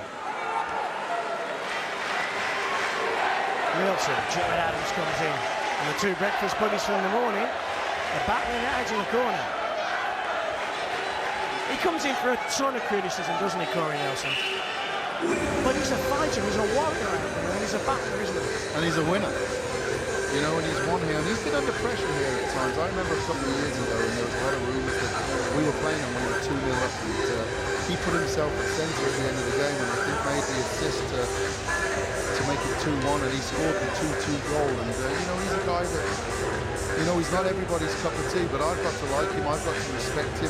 He's different, but he brings his team, and he comes to play, and his team comes to play for him every season. They do indeed. And of course, if the Panthers are successful this evening, they will have won 4 of the last 6 Elite League trophies. Back-to-back Challenge Cups. In fact, they've won the last 3 Challenge Cups, and they're looking for back-to-back playoff championships. Kowalski has backstopped them to 3 of the last 4. Lakovic can't control. Kenton Smith robs him. McRae's just lost it in his skate, the Cardiff Devils captain. Panthers will break. They're collected by young Batch, and Batch will send it 100 feet down behind Kowalski. Helps it on his way to Wilson, who rides a big hit from Phil Hill. They continue a little bit of a debate. Nice play by Jordan Fox, takes a shot, goes outside, inside. Lovely play by Fox there. Created that space and created a scoring opportunity. Well, he's one of the elite players in our league, isn't he? And he's a little pocket dynamo. He does it all. He hits, he's skilled, he scores goals, he competes. You know, and he made a very good defenseman look a little bit silly there. David Beauregard rides the hit from Kenton Smith. Clark does the same. Batted out of the air by Batch. High sticks will be called. And we'll come all the way back. Let's talk about David Beauregard. Another great season. We were standing outside when he walked into the building this afternoon. 39 goals. He just keeps on doing it, doesn't he? I don't think there's a better player. I mean, breakaways he can score on, but I don't think there's a better player 10, 15 foot out, 5 foot out, 1 foot out. He's another guy that he scores them dirty goals, and he knows where to go. Big, long stick, and you know, and he takes the punishment in them areas, but he does it year in, year out, and you know, he's a premier scorer at this level.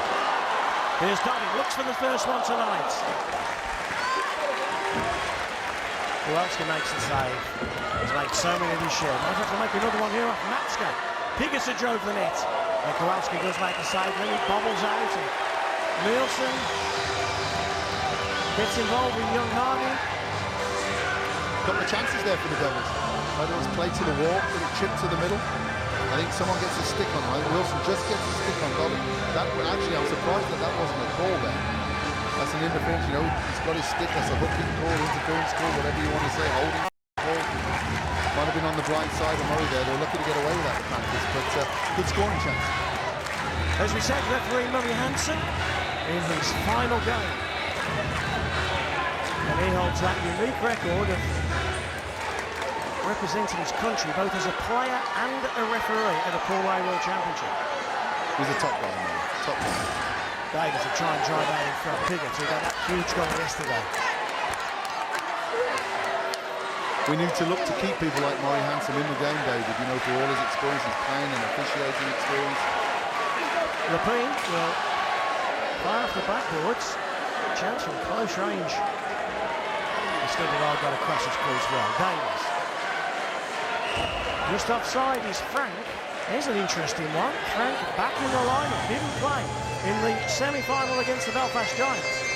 No, in the quarterfinals he had a fight with my guy Brian Jernick, and I think Frank went down on his knees and tweaked his MCLs or his ACLs, and he wasn't expected to come back.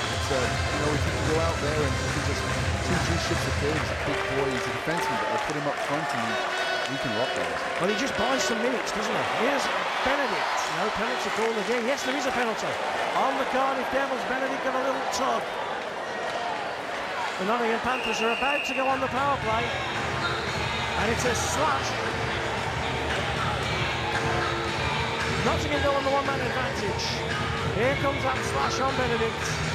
And that's Benedict's game, isn't it? His speed. He likes to cut to the outside. And he gets, you know, he catches Van der Beeken a little bit flat-footed and he takes it to the net. Van der Beeken throws his stick out there and it's, you know, it's a power. It's a 5-on-4 power play to the Panthers. And I wonder if this will open the game up. 4:57 got middle period. Ryan with the face-off win. It comes off the skate of Beauregard. Beauregard now collects behind the goal. The left-handed shot. French-Canadian finds David Clark. Clark wants it back off Beauregard. Doesn't get it. Instead, Jordan Fox. Nielsen. And this near side intercepted Nielsen's pass. Not a great one back to Fox. Good work from Kenton Smith. Yeah, he tracked that, didn't he? He read it. He made that a one-on-one on the wall. Corey Nielsen. Pass down the middle, finds Fox. Beauregard to his right. Clark drives into those holes that Paul Thompson had talked about, but didn't quite read that one right. And the Cardiff Devils have little trouble clearing to Kowalski, who again finds Nielsen, who again finds Reinen. Reinen will set up. Brock Wilson is so free. Right-hand side. Davies can't clear past Rhett Gordon. Back to Benedict. Reinen makes way for Lakovic. Into the final minute of the power play. It's a little static as Lakovic gives it back to Benedict. Top of the circle, Benedict. One time at Francis, shoots wide. I think Richardson might have just got a bit of a deflection on that. Wilson to Benedict. Lakovic to his right. Instead comes out left-hand side. Gordon wants it at the top. Shots wide, and again Matchko will clear surely, he does. Good chance for Francis, you can see him pop out, didn't really get tracked by Richardson, and I think Richardson may have just got a piece of that right at the end, but... Gordon sends it in, back sends it back. Lepine goes rink wide. Francis is waiting. Instead the puck's run round. So they're battle on the boards here, and Davies, can he clear? No, he can't. David Clark has kept it in. Now a whistle is blown. And 7 seconds remain on the power play. Yeah, you can see, I mean, you know, the Panthers are putting a couple of players at the net there and trying to run a little down low play or hit the guy in the pocket in the middle. And, you know, they're very passive, the Cardiff Killers, well, it was on that situation, and it took away anything from the middle because they knew the shots weren't coming from the top. So, again, great penalty killing. Big draw now, though. Big face-off. Sure, big face-off for the Devils. Cardiff Devils fans are on the edge of their seats. They're cheering. The Nottingham fans have sat down a little bit. This power play is going to expire in 2 seconds. We are now back to full strength. Levers, who didn't see a huge amount of ice time in the first period. Lepine knocks the puck forward, backhand. But it comes the other way. McRae. He's got Van der Beeken just in front of him. Van der Beeken and Clark are going to clash. But Clark is smart. He protects the puck and makes a simple pass. His good friend and captain, Danny Myers, who gives it to Matthew Myers. 27.5 minutes gone. It's scoreless at the NIC. The biggest game of the year, the playoff final. Matthew Myers drops it to Levers. Look at McRae working on Levers. Great back pressure. That's what we call back pressure. When the forward comes back hard on the puck carrier, the defenseman can stand him up and, you know, that will cause the turnover on the blue line. I don't think there's a team in the league that back pressure better than the Cardiff Devils. They work as a unit out there all the time. But I just feel Nottingham is starting to come into the game a little bit more and like dictate a little bit more. And we talked about that like players. We haven't really seen him get going yet, have we? He hasn't excited us. He needs a puck. When he gets the puck, he makes things happen, and he hasn't had it a lot on the end of his stick. But this will be all part of the game plan. This will be Cardiff's game plan, and you know, Nottingham are just looking to wear them down, wear them down. Cardiff know they're going to be taking the majority of the pressure. Big shot from Matska. Just got the top of the shoulder of Kowalski. Matska shoots the puck as well as anybody in the league. A big right-handed shot, big long stick. He's not a big guy, but you look at the length of his stick and he can really get some heat off of these wrist shots there. But you know, well, we're going to have an icing call here. I think we'll see that shot again. And you know what? Yes, icing waved on. We'll come all the way back in front of Kowalski. But Kowalski made a big stop there, Paul, off Scott Matzka. Well, he stood big on him, didn't he? He stood up, he didn't go down into his butterfly. Matzka's looking to go up top. Kowalski's not a big guy, but he was really patient on the shot. And, that was a great deal. That was a great option. A good shot on net, great save. Quickest left shoulder in the league, Kowalski. 11:43 remains. Ben Davies in the face-off. Every time I look down, it's that young Davies taking a face-off and a bit of a slash and a hack and a whack, and he's in a battle with Jordan Fox. Van der Beeken sends one in the direction of Piggott. Beauregard comes, they look for a change. Beauregard gets a change. Incoming Fox, and Fox beats both Lyle and the defenseman. Van der Beeken to the loose puck, but Cardiff still clear. Only as far as Lakovic. Davis again with the back pressure, just lifted the stick. But the Panthers call me Danny Miles. Piggott finishes his hit. Such a big man, Van der Beeken. It's going to be strong though. Big stick, big stick, see that? Meets the puck and the body at the same time. Davis can't clear past Lakovic. It was a poor clearance. And got a lot of options.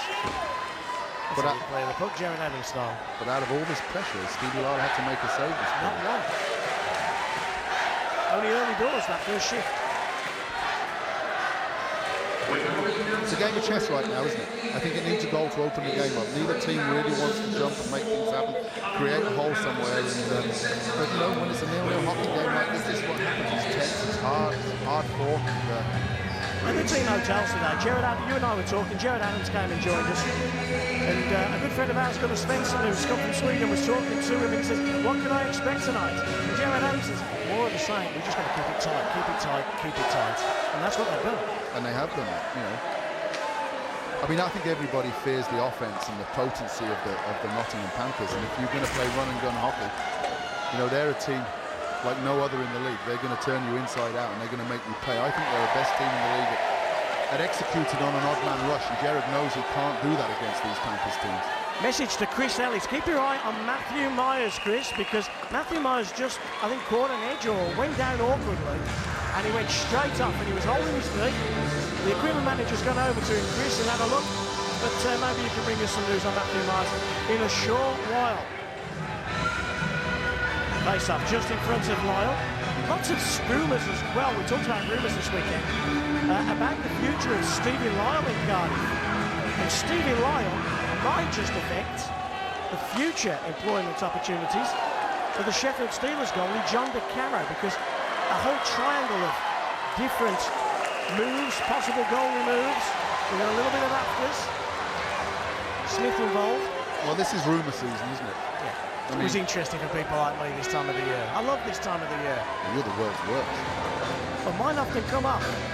Do you want to hear the triangle of rumours? The rumour is Lyle out of Cardiff. Phil O'Sare, the former Cardiff Devil, into Cardiff. If O'Sare leaves his team in Norway to go to Cardiff, DeCaro is rumoured to be leaving Sheffield to go to Norway. You lost me at Lyle. Matska.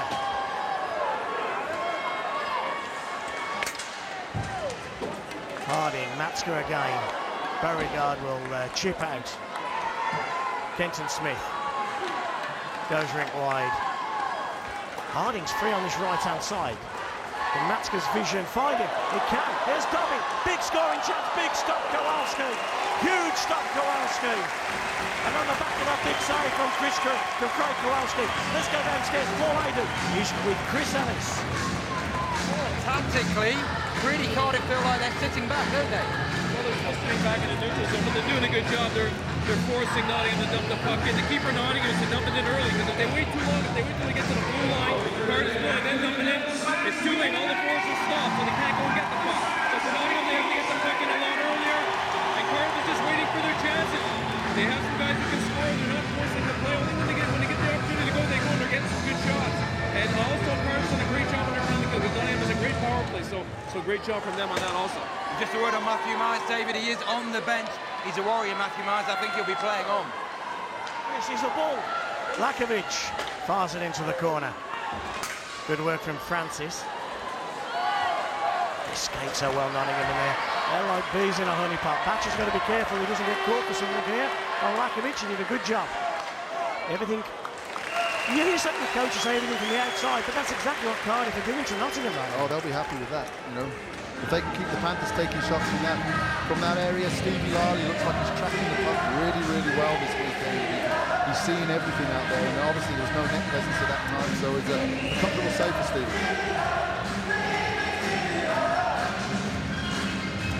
9:13, middle period to go. There is the ball that is Matthew Myers in the face-off circle with McRae. What a great year McRae's had. Excellent. Kind of went under the radar a little bit last year. We'll talk more about McRae in a second as the Panthers continue this offensive dominance. I don't think he did in Cardiff, David, and I don't think he did with the coach. I mean, I know they had a lot of stars there last year. They did, didn't they? Yeah, but McRae was integral to, you know, where they came.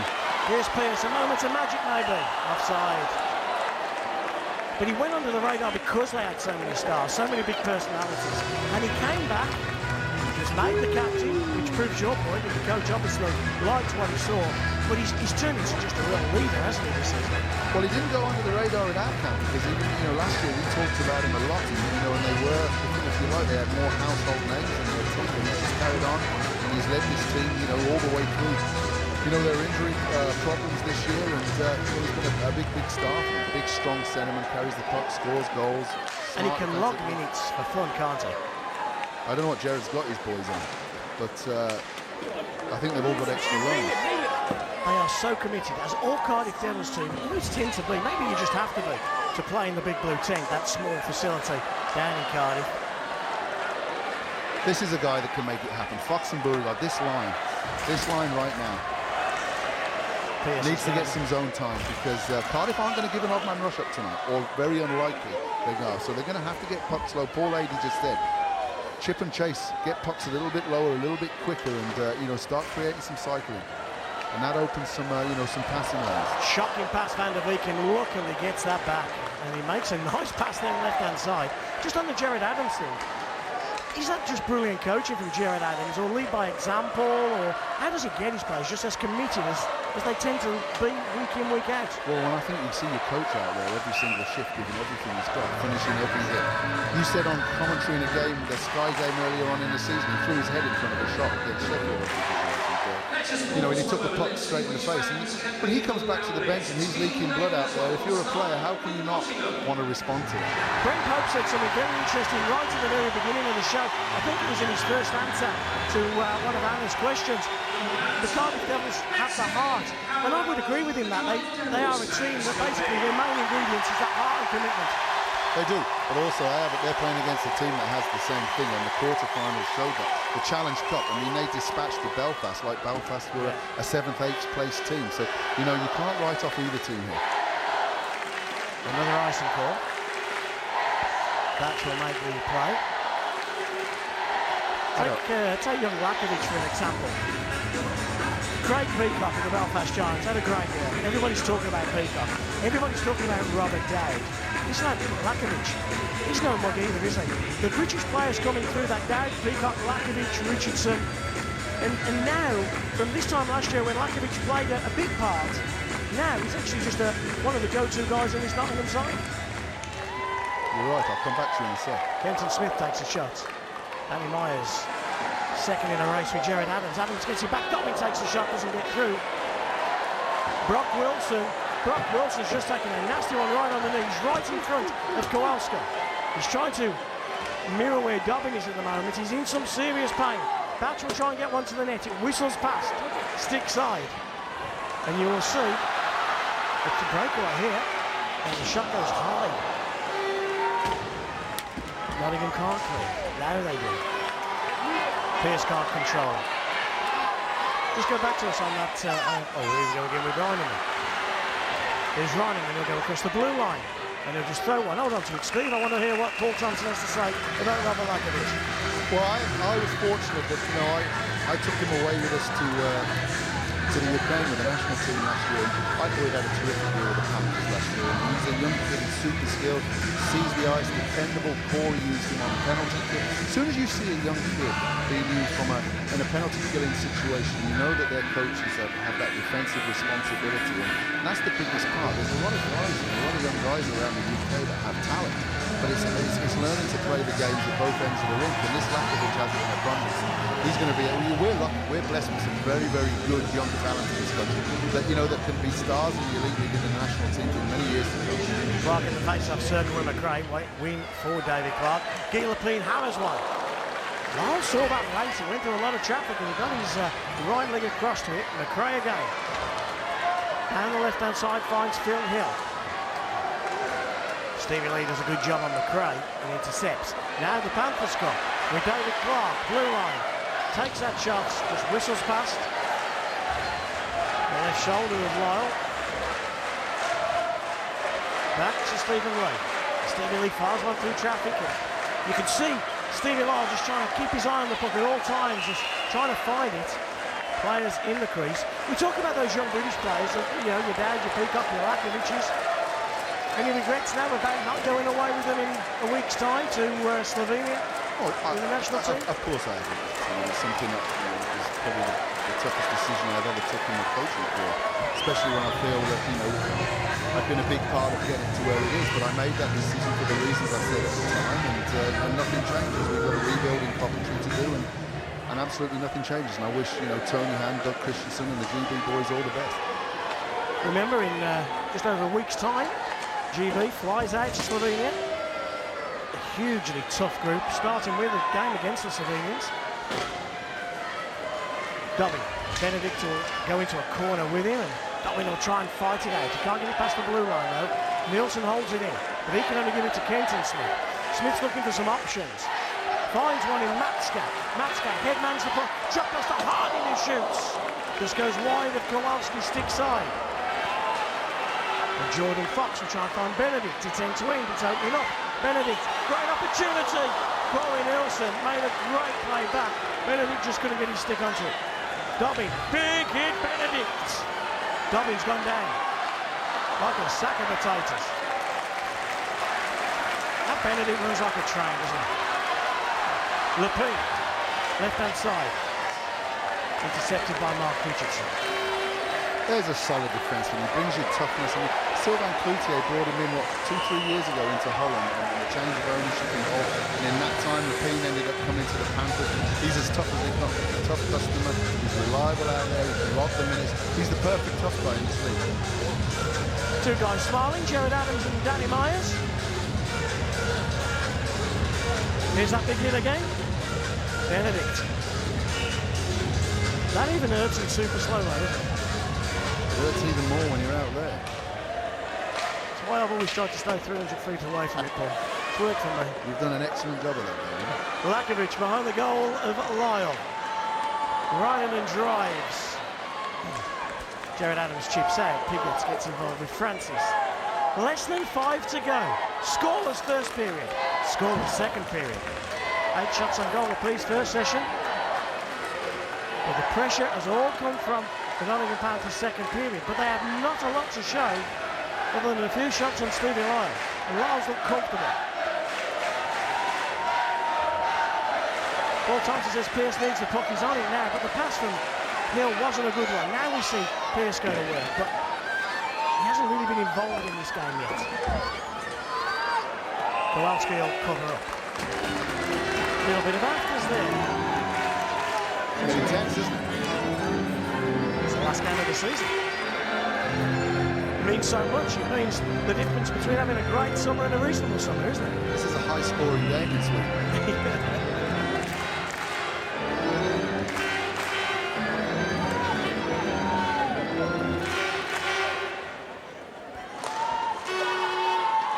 Face-off win for the Nottingham Panthers. I can see Chris Ellis on his microphone. I think we're going to win next break and play. You can tell us what's going on in between the benches. A great vantage point for Chris here at the NIC, right in between the two team benches, not on the side. Clark, intercepted by McRae.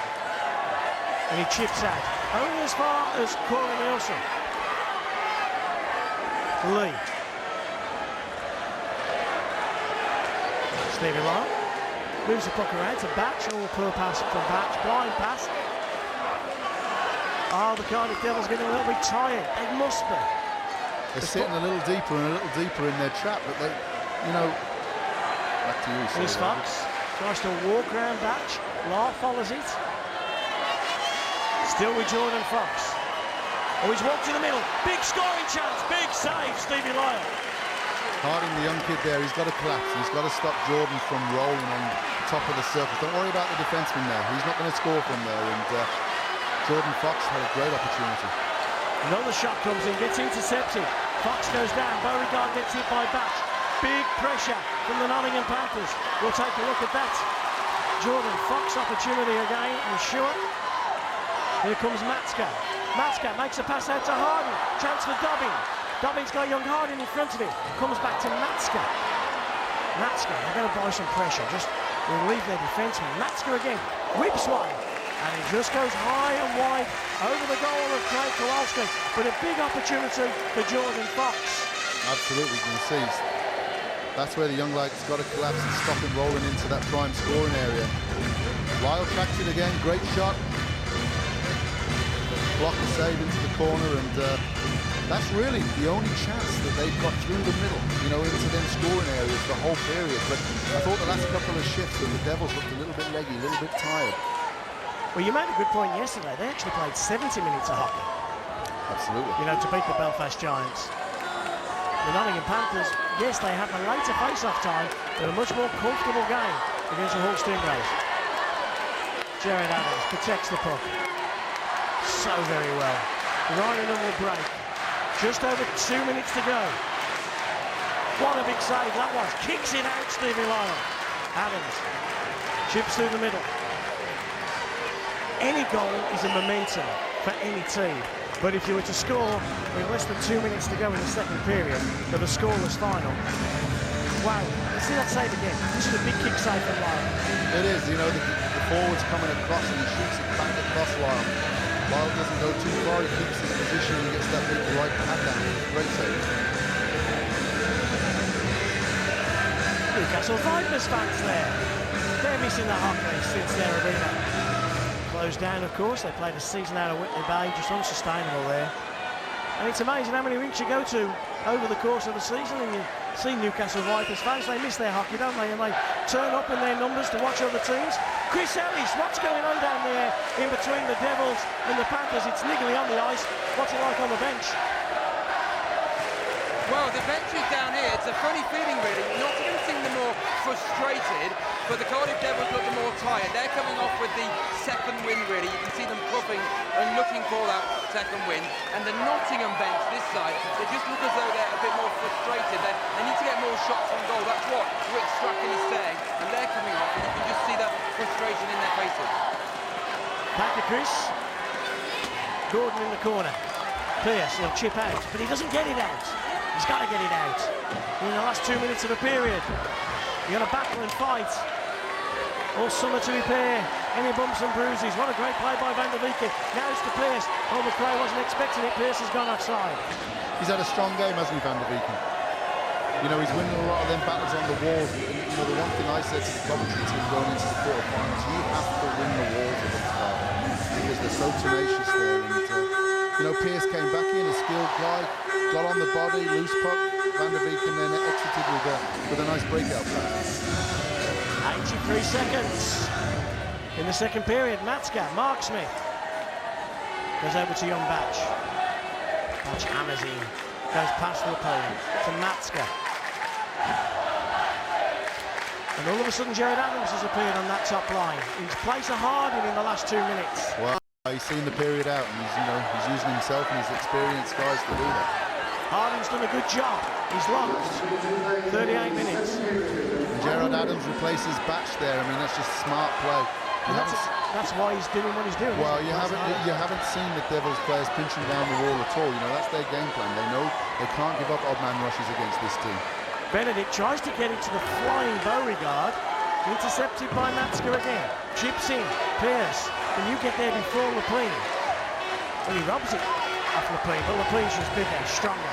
He moves the puck. Hill with a big hit on Jordan Fox. Benedict brings it down the middle with 26 seconds remaining. Takes that long shot, took a deflection before he went past Lyle.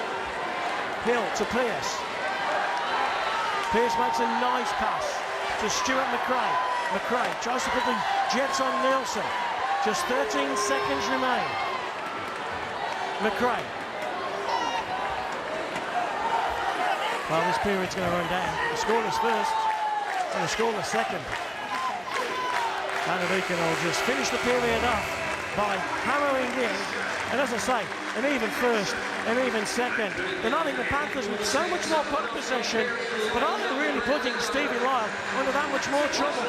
Those fans of the Cardiff Devils, they'll be very happy. Brock Wilson, Robert Lakovic, for the Nottingham Panthers, they've had their chances, but Stevie Lyle is holding firm at the moment. At the end of the second period, it's the Cardiff Devils 0, the Nottingham Panthers 0. Over to you, Anna.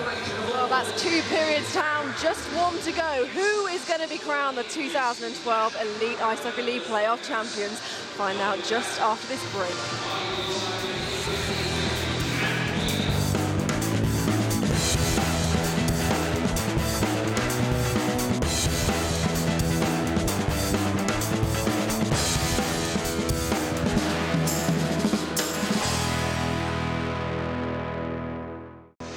Hello and welcome back to the National Ice Centre here in Nottingham, where we're 2 periods down in the playoff final between the Cardiff Devils and the Nottingham Panthers. The score currently sits 0-0 still.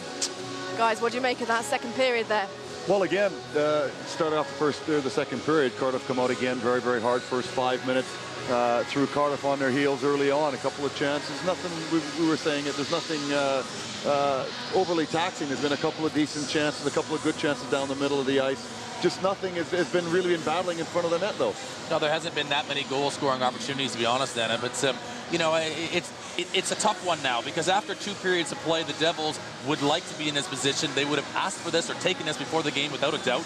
But we start to look at the energy, and we look at the depth of the Nottingham Panthers, and that's starting to diminish. It's starting to pay its toll now, isn't it? And all those hits that went in on the defensemen and on the Cardiff Devils in the first period are starting to now show their face here as we get ready to go in the third period. Now, you know, it comes down to once you lose your legs and you start getting tired, then you start to lose your head and you start making silly mistakes. And if the Devils can avoid doing that and just continue to manufacture good, sensible, fundamental hockey, then they'll stay right in this to the end. Nottingham certainly in that period seemed to be sort of coming into their own more. They did. Again, you know, you look at the ability that Nottingham have to turn the game quickly, and as the period progressed, it was a bit slow in the middle of the period, about 10-minute mark. But then you look again, the back half of that, back third of that period, Nottingham started coming on, and that comes down to the mental tiredness too. Cardiff weren't clearing the zone, weren't clearing it, weren't making the simple passes, weren't getting the penetration down deep into Nottingham. And we said it again, you start getting tired, you've got to be smart on the puck. It's very, very difficult to do, but the easy plays are the ones where you can get it down deep, play with the puck in the other team's corners, take some wind out of their sails, make them go 200 feet and make them battle back through you. That way you get your wind back. Okay, well, let's see what Rick Strachan's got to say. He's down on the rink side with Chris Ellis. Okay, Rick, what are your thoughts after 2 periods? It's really tight. Oh, we expected it to be a very close hockey game. Cardiff Devils are playing a great road game. Well, they're just boxing it up and making it very frustrating on our forwards to even penetrate to get a shot on goal. We just got to keep chipping it in, making contact, and hopefully we'll get a break. It's your job to kind of keep those forwards from getting frustrated. They look frustrated coming off. Oh yeah, they're frustrated. You know, they're proud guys, and they're not getting many opportunities to shoot the puck. So we're just telling them to calm down, relax, do your job, and good things will happen. I suppose, you know, it just takes 1 second, 1 bit of talent from Fox or Clark, Beauregard. There's a lot of players that can do it for you. Yeah, we got 6 guys. Every guy on our team can score a goal, so we're not worried about that. We just need that one opportunity. When we get it, we'll take it. Thanks, Rick. Thank you. Well, both teams have had some chances, and time now we're going to have a quick look at some of those. First, let's have a look at Nottingham's. Here we go. set up on a power play here, a little bit down low, but it seems like there's one shot and nothing else happening here. You know, they've got nobody really in front of the net. A little bit play out here. Great little play by Lakovic to find themselves some space, but, you know, great job by Cardiff getting in shooting lanes and blocking the play. It's a big part of Nottingham's defense. It's a good play by Nielsen. He tries to put it across the face of goal, and Fox just turns around. He gets supported by Benedict here, and then it's Nielsen looking to go back to Benedict, and they just can't connect with it. But this is Fox. The best scoring chance of the period. Goes high up off Stevie Lyle's shoulder, but he rolls. It's a misassignment from young Adam Harding from the Cardiff Devils, who doesn't recognize that he finds a seam, and Fox rolls the net, and he'll create those opportunities. A little bit of a cheeky pick at the top of the play there, too, which, you know, you're not supposed to get away with, but hey, you got away with it. And what happens? You got a smart player, and Fox rolls around that pick and drives right down the gut and looking for the goal. You can sense, I mean, there's Rick Strachan talking about the Nottingham Panthers looking for that one chance to score a goal, and right now you sense the Nottingham Panthers are a little bit like a sleeping lion. They're just waiting for that one chance to strike, and that might be all that they need here, and it's that killer instinct, and whoever can get there first, I think, just snatch that one. This win is sitting there with that first goal. Okay, well, we've seen Nottingham's there. Let's take a look at Cardiff's chances. Here we go.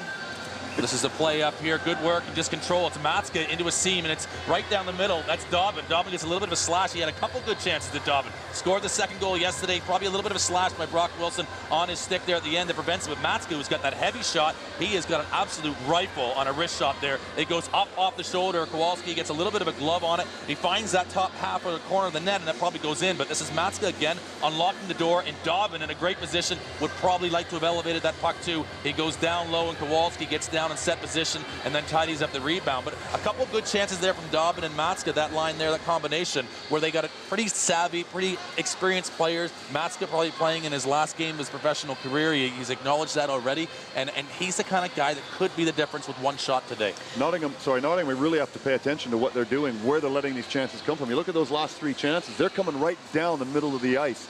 So something's happening in the middle of Nottingham's defense a bit, and they're getting beat on a little chip pass with the energy level that Cardiff have. They've got just enough to do that little spurt to get in there, and those are real dangerous spots to get guys that, like you say, Matska, that can actually tee the puck up. You don't want it. Okay, well, let's hear from Cardiff Devils' Neil Francis, see what he's got to say. He's with Chris Ellis. Happy bench coach at the moment? Well, yeah, I mean, I think 0-0 going into the third, you know, it really is win a period to win a championship, and so with the difference, I think, in the depth that Nottingham's got over us, I think we've got to be happy with it being tied going into that last one. The longer it goes, who does it favour, do you think? Well, I'd like to think us. You know, we needed to keep it tight all the way to give ourselves a chance. We've got match winners on our team, so we've got guys that can get the job done. So we're happy with 0-0 here. And what sort of things, I asked Mark Richardson this in the first break, what sort of things will G and you be saying in this break? It's really to eliminate our mistakes. We've just got to keep it as tight as possible and get those chips out, chips deep. You know, it's the things that you do every week, the things that you're taught when you're a very young kid. Sometimes, you know, when guys are a little bit nervous and it's the first time that they've sampled the playoff finals, those things go wrong. So we just got to make sure they're right. Thank you, Neil. Thank you.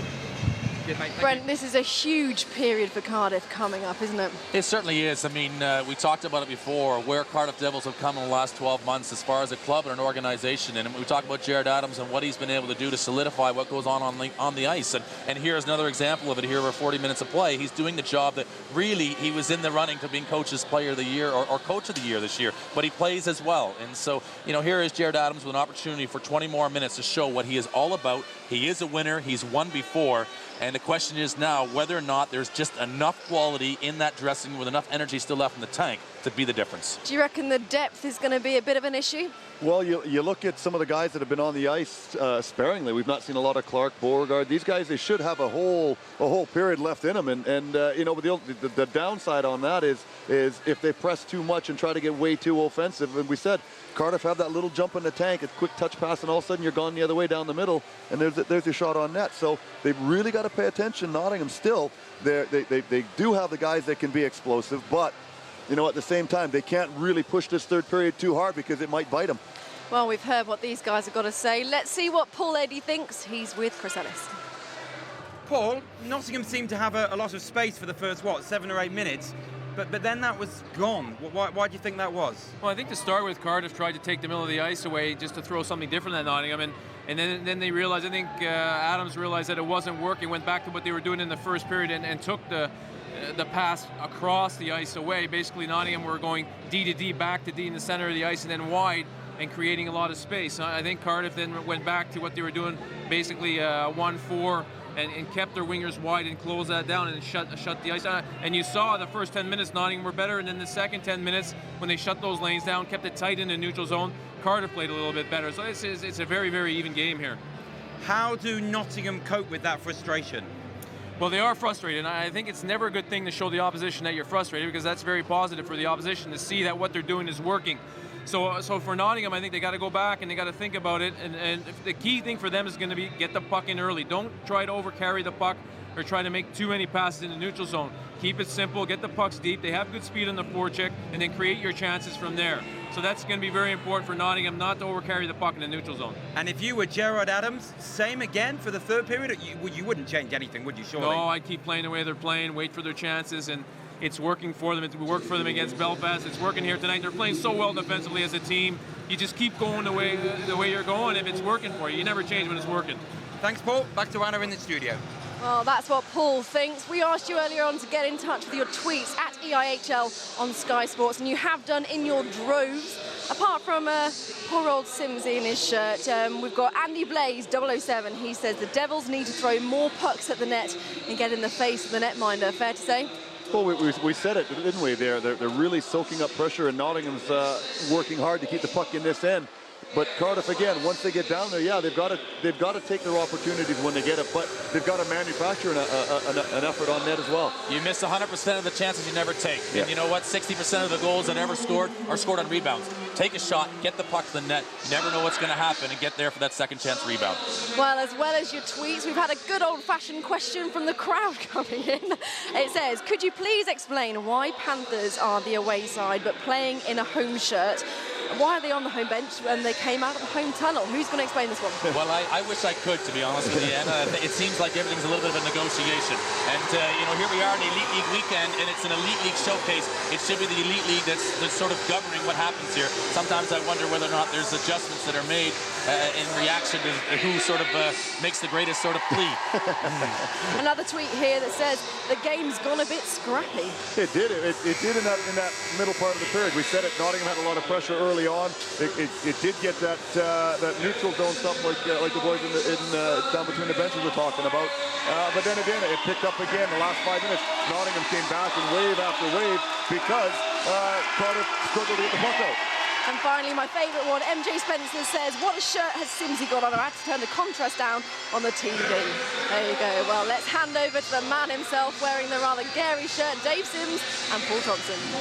It's scary. I thought this was okay. Anyway, let's talk about Rick Strack in a second, Paul Thompson. When we just listened to the two coaches, I thought Strack's a little tense, a little nervous, a little anxious.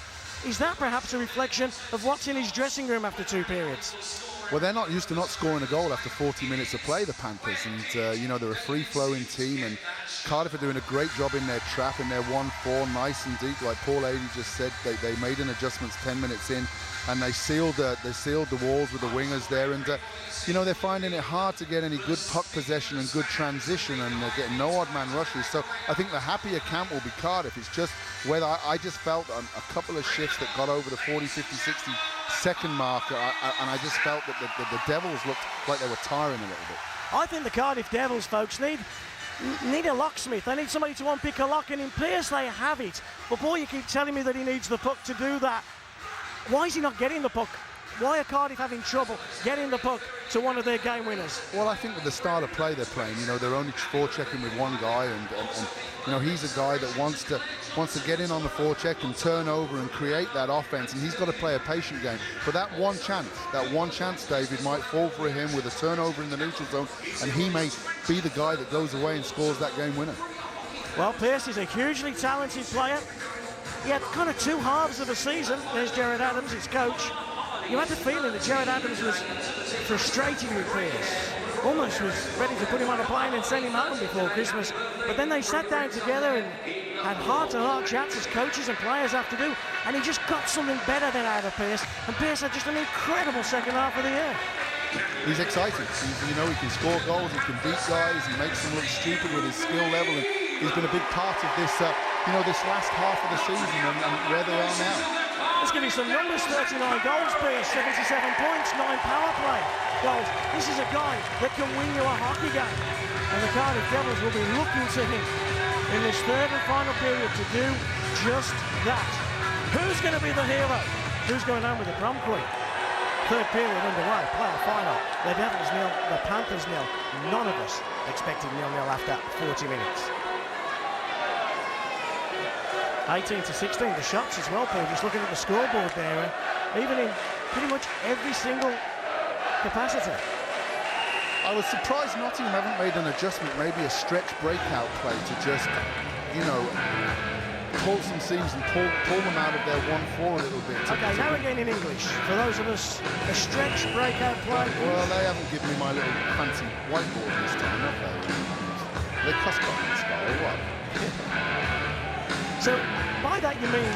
Maybe post a couple of players out, drag their D out of the middle a little bit more and, you know, and create that room through the middle. I mean, because they're sitting back in a 1-4 all the time. Or come back as a 5 and come up through with speed together. And I just thought they'd make maybe an adjustment in their stationary breakout. But I think both teams, David, you know, this game's not going to open up until the first goal score. Lee's going to fire one through traffic, but Hill gets in the shooting lane. Not once, but twice, but the puck went through in the second time. Stephen Lyle covered it, makes the save. 49 seconds gone. There's the lad who's had another good year. We talked about young Biggs earlier.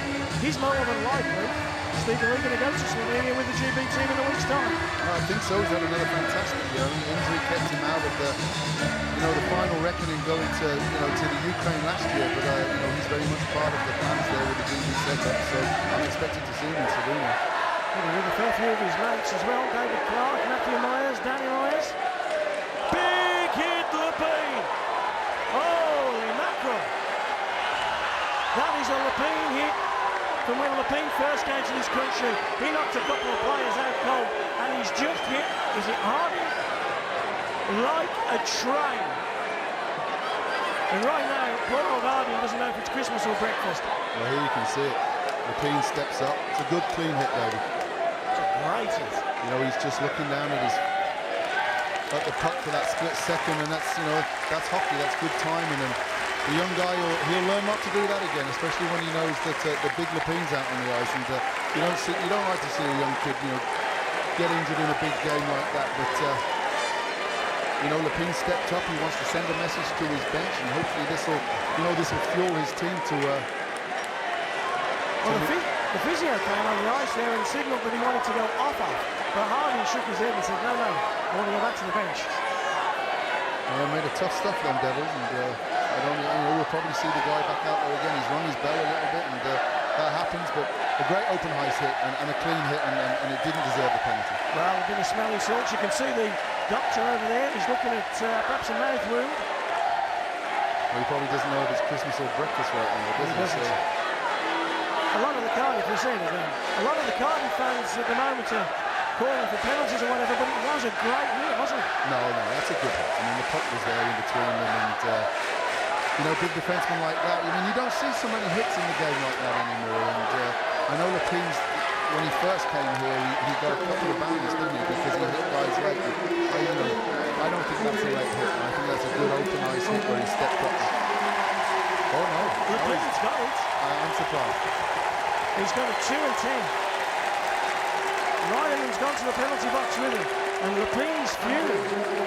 A 2+10 check into the head penalty. You know, I need to look at the replay again, but I didn't think so. I mean, Lepine's a big boy. You know, I didn't think that's a hit to the head. I really don't. He does hit his head, but he grabs his head there as well. Interesting. I think Lepine's on lockdown. But is this the chance that the Cardiff Devils need? A power play early, third period. Lepine, he's not for 2, he's up for 12. Well, the Panthers will only be a man short for 2 minutes. That's why Ryan's in the penalty box. 20 seconds already killed. Early power play opportunity. They need their big guns on the puck. And there's Matska, who fires one.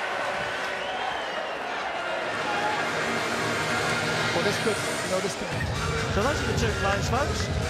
Guy Lepine 2+10. He serves the 12, but the guy on the left, Reinanen, he serves the 2:40. So in 1 minute and 29 seconds time, when the 2-minute penalty is over, Reinanen comes back onto the ice. We're 5-on-5. But Bean, he has to sit out another 10 minutes. Face-off, Fox versus McRae. Face-off win, McRae. Got it back to Beauregard, and Beauregard clears into neutralised territory. Yeah. Look at the aggression on David Beauregard, and he's forced the turnover. Jordan Fox, short-handed backhand, denied Stevie Lyle. That was all about David Beauregard, wasn't it? And you know, the Devils have got to keep the puck going north. I mean, they're so aggressive with their first 2 forward checkers on the field, the Panthers, that you can't bring pucks back in because that second forward comes in and he takes away your time and space. Halfway through the power play. Pearce has got to get there first, maybe. He doesn't. He gets a loose puck that's come back out. Big chance. Smith takes the shot, denied. David Clark, not denied. Craig Kowalski, denied David Clark, who now finds Matthew Myers, who's denied himself by Stevie Lyle. And Matthew, I think that's Danny, David. I think he jumped up on the play, on the penalty kill, and a big, huge save by Lyle. Well, end-to-end stuff there. Kowalski got caught with the puck, and there was chances there. And you see David Clark blocks a shot, fully committed, total commitment by Clark, and it is Danny Myers who takes a shot. And it goes nicely into the post, doesn't it? That was a big save, though. See, this on super slow, man. Fantastic view, isn't it? Danny just missed the post, or well, could have been a nasty injury. Well, that was great all round, wasn't it? Great by Clark, great by Myers, great by Lyle, and even better by the cameraman. Cardiff are on the power play, but not for much longer. A slashing Minor is coming in. And young Davies, we're going 4-on-4 for 24 seconds. Tripping. Yeah, I mean, they're not setting up, are they, the Devils? You know, Matska's coming in, he's trying to take that shot. They're on the power play, they're not looking to set up and then... is that the tripping penalty there? That's the tripping penalty there, yeah. Linesman blows. Benedict will go into the... Oh, easy for Francis. So Francis in the face-off circle, 4-on-4, but only for 23 seconds. Then the Panthers will go on the power play. And as tiredness becomes an issue, penalties will start to come through that tiredness as well. Yes, exactly.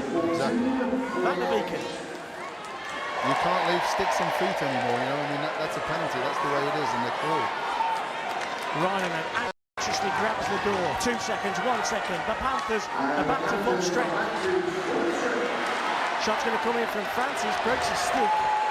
Another great job by Van der Beeken there. I mean, a real good gap. We talk about not backing in on your goalie, so you know the opposition forwards can't shoot through you. And real tight gap, and he had no other choice to shoot the puck, but he was in his lane. Fox to Clark. Clark down the left-hand side. Reinanen into the middle. Intercepted by McRae. McRae's looking for Hill, but then instead takes the shot. Kowalski made the save. Hill, I thought he was going to drive the net there, and he didn't. He kind of cut across, and that limited the options for McRae just to shoot. Well, I didn't think he wanted to get caught in deep in case there was a rebound. I mean, we've seen more up-hand rushes on the peak. They haven't with the 5-5 play, and that's how tight the game's been this season. And you can see Hill's just thinking, if I get caught deep here, and you know the puck beats us 2 out, do they get an up-hand rush the other way? 64 seconds left on the Nottingham Panthers power play. But they lose the face-off. Back to Mark Richardson. Back to Kenton Smith. Dobbin, who gets robbed there by David Clark. Lyle's made some big stops. Kowalski's made some big stops. I think Clark's probably just made the biggest. Reinanen, Clark to his left. Fox drives the middle. Clark again. He's pressured by Matska. Gives the puck back to Reinanen. Fox. Reinanen again. Beauregard out in front, takes a shot. That's where he's so good. He finds that gap, as you said, 15 feet out, as good as anywhere. Well, that's the play they look for all the time. A little down low play, and the guy popping out into that high slot. Wilson's popped out as well. David Clark back door. Hanging the goals as David Clark scored from there. Didn't score then. Didn't touch the puck. 12 seconds on the power play. But Cardiff can't clear, only as far as Nielsen. Headman's the puck. Stevie Lee steps inside. One time, a big stop. Second bite of the cherry for Francis. Lars lost it, found it, and lost it again. Stevie Lee had to come out and make that save with his glove, otherwise Davis is on his way. It's opened up. 15 minutes of the season left. Brock Wilson, he waited too long. Hill comes in on Wilson, Davis comes in. Let's see that last save. Oh, that's another big one by Stevie Lee. He's seeing it, isn't he? He looks square, he looks confident, he's seeing the puck. I mean, they're not really getting traffic in front of Stevie Lee, but a lot of that comes down to the big defenseman in Cardiff boxing out. But both goalies look very, very assured in their game right now. It's going to take one hell of a goal or a breakdown to make sure, to get that lead. If Cardiff or Nottingham are going to win this, I hope they win it. I hope it's a great play, a great goal. Not a bit of tiredness that causes well, that's part of it, David. I hope we win it in open play because I hate this penalty. I think, it's wrong what we do as a league. We should play till it's over. Matska tries to find Dobby. You feel if it's going to come from Cardiff, it's going to come from this line. There's Matska again. That Matska's a smart hockey player. He sees the ice so well. And we just heard Brent Pope saying there that Matska's looking to retire. I mean, there's a guy just playing such great hockey right now. Why would you want to give this game up? Well, we won't miss him in commentary. and that's a compliment. The ball that is Matthew Myers leaves Magic. Jared Adams clears his zone. Nielsen comes all the way back. Gives it to Lou. Jared Adams misses out. It's back to Richardson. Piggott. Jared Adams gets taken down. No penalty call by Hansen.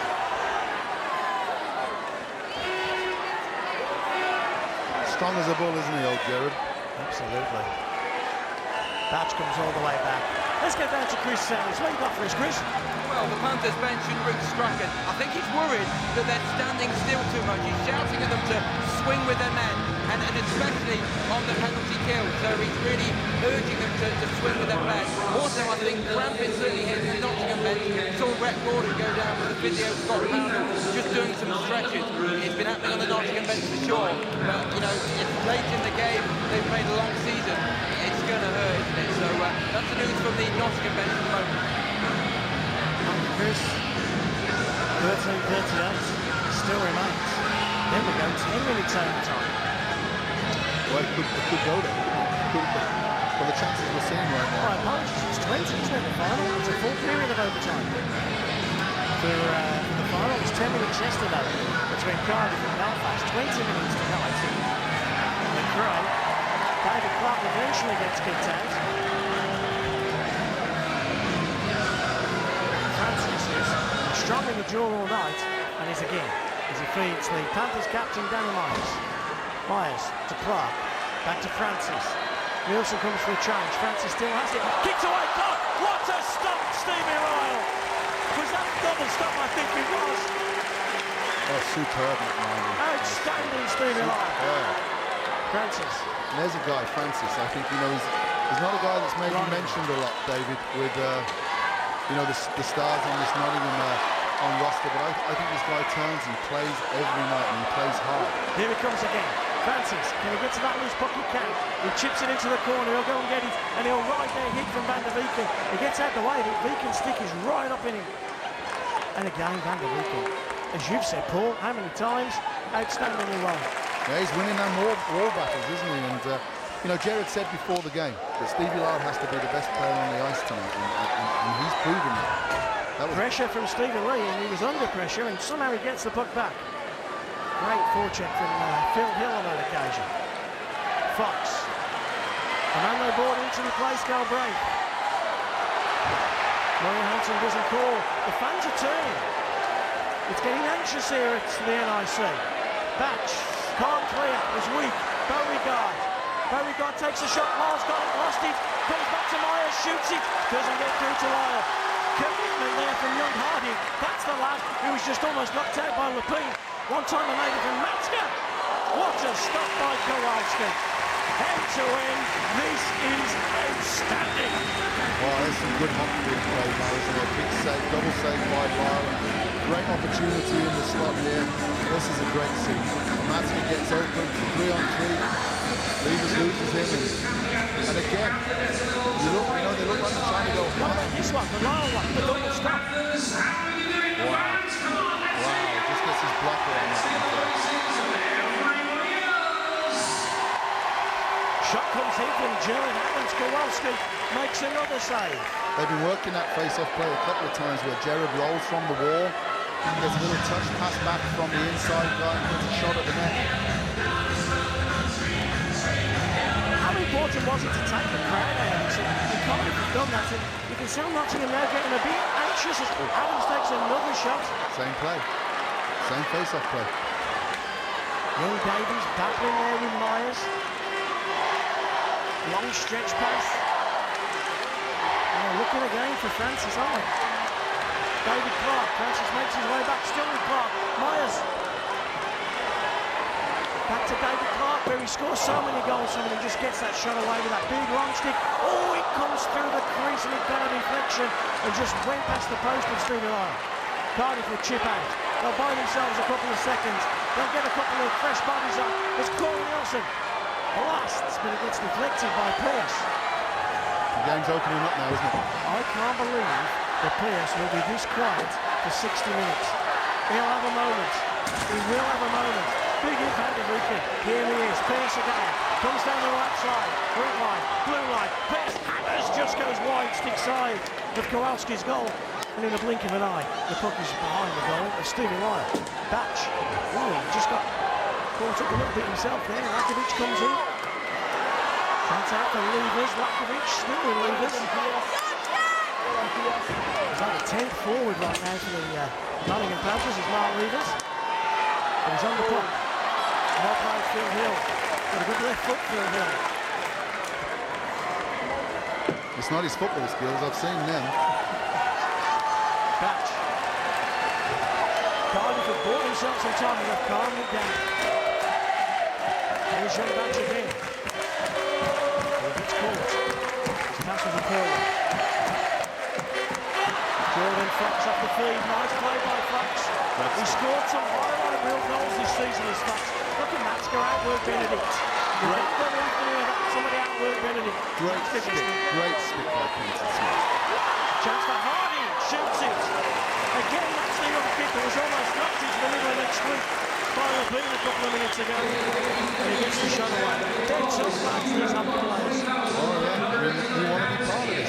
You're hurting, you're sore, guys are carrying injuries. Look at where the goaltender comes right out of his paint. Cuts down the angles, the shooter won't see anything. Kowalski's really aggressive on the shot. Another good save. Did you buy a 50-50 ticket? I'll give it to the wife. I'll give mine to your wife as well, actually. £3,900. Here's Jared Adams. Here's Davies. Here's Richardson. They're all having a go. What a great price on his own. Wealthier tonight. Here's Davies. Is he going to go home? And he'll pay £4,000 for a winner's medal. Davies again. Look at the kid working, but look at Matthew Myers, and the net is up its moorings. Kowalski's inside the net. I mean, you walk past that young lad, he's not a big boy at all, is he? What, 5'8"? Big heart. Huge heart. Big hit as well. And he's big, solid set, and you can see these. Well, they're just, that's what's demanded of this team. They're two small window outs. Davis and Piggott, they're not big guys, but Jared out there. They scored a great goal yesterday. Piggott scored a great goal, from grinding it out from the open end. What a view that is from the NIC. British ice hockey at its very best. Close on 7,000 in the NIC. It is just a fantastic building, a fantastic facility, and a great home for its fantastic weekend of League hockey. And this is a fantastic final. A final worthy of the building, and a worthy final for a playoff champion. Who is going to be that hero? The prom queen awaits. Here comes Francis. McRae goes after him. Francis drop pass. Reinanen. Lakovic doesn't get through. Once, twice, Francis. chances. Lyle again makes the save.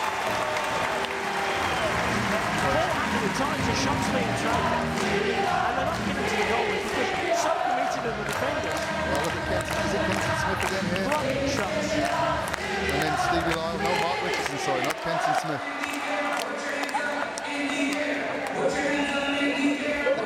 Smith the first time, Richardson the second. Look at the concentration on the face. It's Stevie Lyle then. Benedict throws one. Shoulder save by Stevie Lyle. Doesn't matter how you stop it. Just stop him there, lads. Benedict and Beauregard. Young Hardy gets across. Chips out into the middle. Harding comes across again. That's to Beauregard. Mark Smith.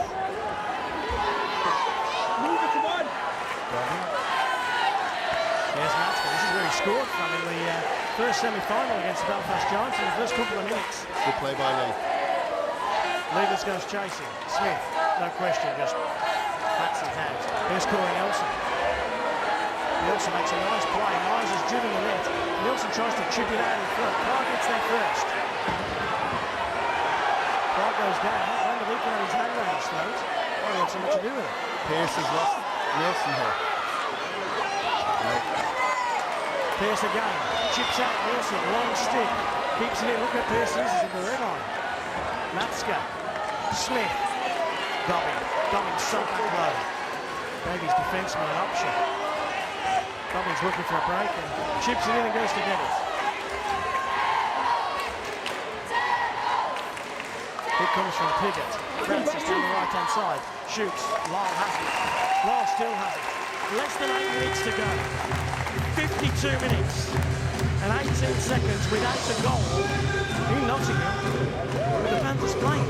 I don't think they've got 52 minutes all year, have they, without scoring? They haven't. You mentioned Corey Nelson's name there. He's starting to step up now and look for them gaps now. I mean, he's been quiet tonight because really he hasn't had a lot of the puck. They haven't been on the rush. Is it going to be a man like him that comes and breaks the deadlock? Danny Myers. Lakovic. Ryan. Still Lakovic. We talked about Robert Dowd's patience on the puck and how much that's improved, but that Lakovic is as patient as they come, isn't he? Oh yeah, he's smart. Absolutely patient. Doesn't throw it away. He might get out muscle like that, but he doesn't throw it away. Just a battle on the boards. You can just imagine the war that's going on down there. We're 300 feet away from it. I think Cardiff's defensemen have absolutely been rocks today. I mean, against an offensive team like this, it does make it look easy at times. And they just battled and they won every ball. The Smiths, young Batch, and we talked about Vanderbilt bringing in tremendous attitude to their game. And the forwards are doing a good job. They're not turning over on the half boards on the blue line, so the pressure comes back in. They're making smart and safe plays. Davies lines up against Fox. Benedict gets the first shot away. Fox is going to get the second. Chance for Beauregard. Scores! David Alexander Beauregard. The number one goal scorer in the league. Makes it 1-0 in the quarter-final to the Nottingham Panthers. Wow. Patience on the puck at the final moment. Doesn't count. I mean, and that's why he's the leading scorer in the league this year. Great shot straight from the face-off. Guys tie up. They leave the most dangerous man. Probably the first breakdown Cardiff's had in front. They leave the most dangerous man in the league. 5 feet out. Look at his patience here. Phenomenal goal.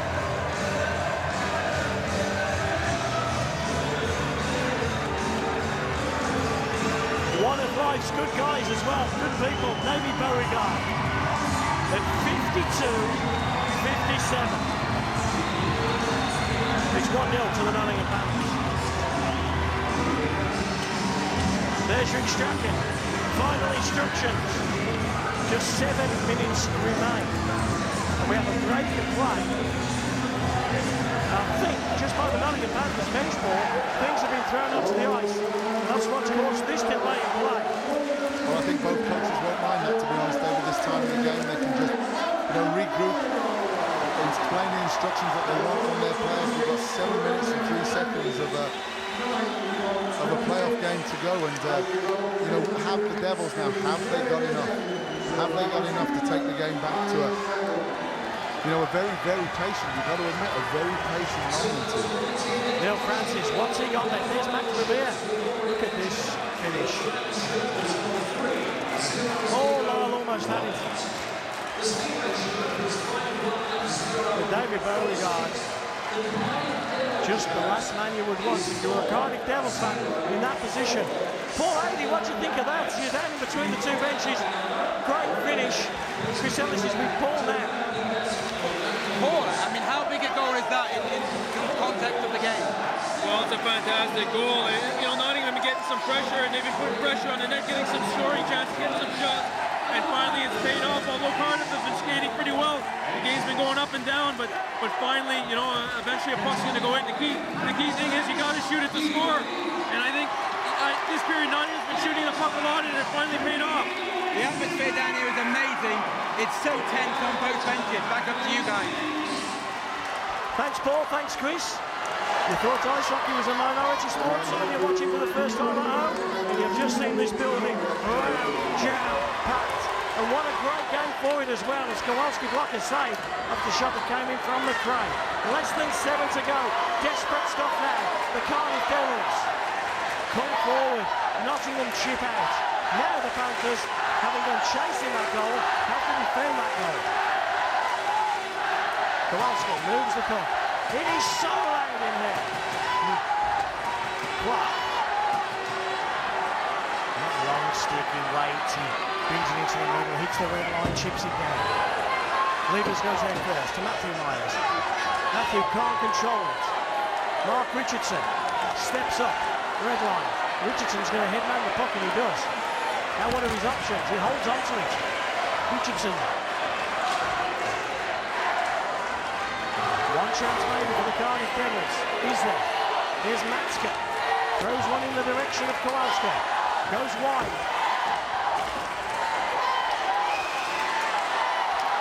Jams. Willie Hansen gets in the way. Dobby. Matska tried to centre past him correctly. The man who started this move, Richardson. Dobby goes to help him.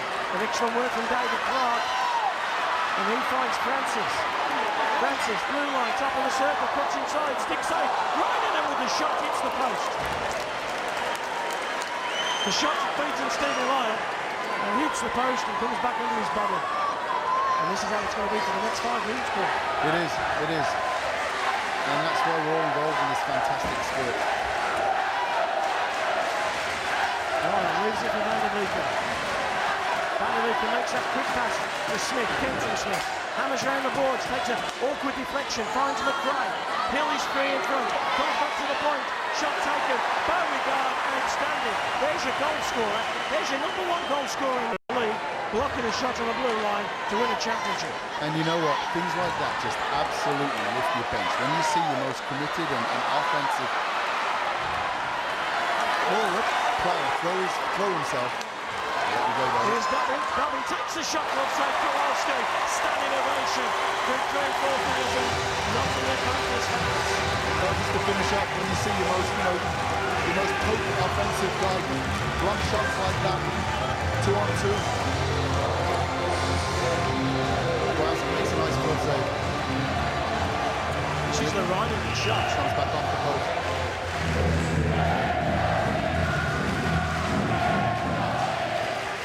Dobbin again. Bit of a knuckleball, and all of a sudden Kowalski's glove comes from nowhere. You'll start to see Cardiff's defensemen pinching down the walls on wraps and rims now, where they try to create offense. Where all game they've been coming out high and not getting caught deep. They've got to create that offense now. You'll see backs now trying. Interception. Pierce takes the shot, nets off its moorings. Kowalski puts it back on as Clark goes red line, blue line. He patiently waits right in and over skates. Pierce.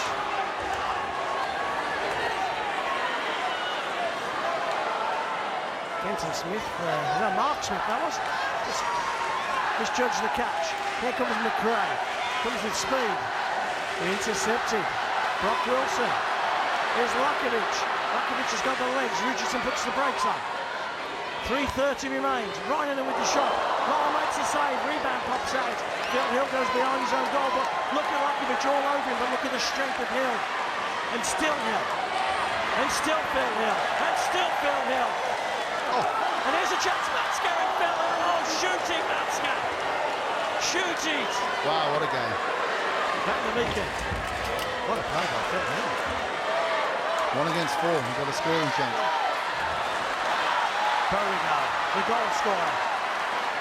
Less than 3 minutes away from back-to-back playoff championships. From back-to-back cup and playoff doubles.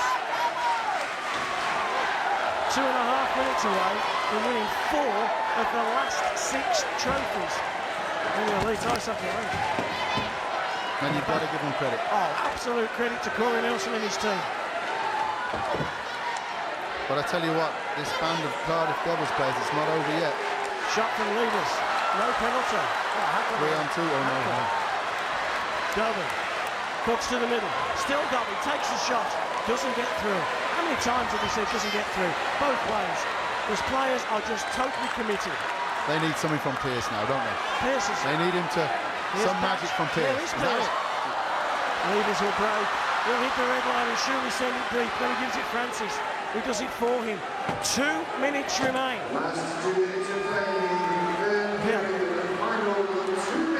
It's not coming from Pearce. He hasn't been on the radar. Hit from Davies. Good play by Wilson. Got to the red one. Got it deep. Batch again. Davies. McRae. Intercepted by Fox. 90 seconds.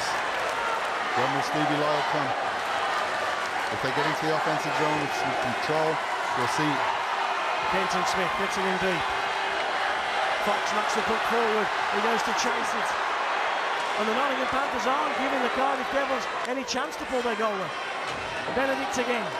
Van der Vieken. He's been an ox, but look who's the first guy to him. Beauregard. And they're going to change. We see fresh bodies. Now Golding. Lyle looks to his bench, but his team hasn't got puck possession. He can't come. Outstanding work in the neutral zone by the Panthers. Outstanding. Lyle puts his hand up. He wants to know when he's coming. You got to come now, son. Now's your moment, Pearce. Lyle gives it away. Clark chips. Lyle has gone. Francis on a backhand. Into an empty net, but he's just wide. 40 seconds. McRae. All over. Takes Pearce out. Nope. Pearce just ran into him. 30 seconds. Smith. Gets it to McRae. That's a great play by Lapine. And look at Dobbin as well. Still with Pearce. McRae. Last chances of a chance for a shot. McRae. Smith. 15 seconds.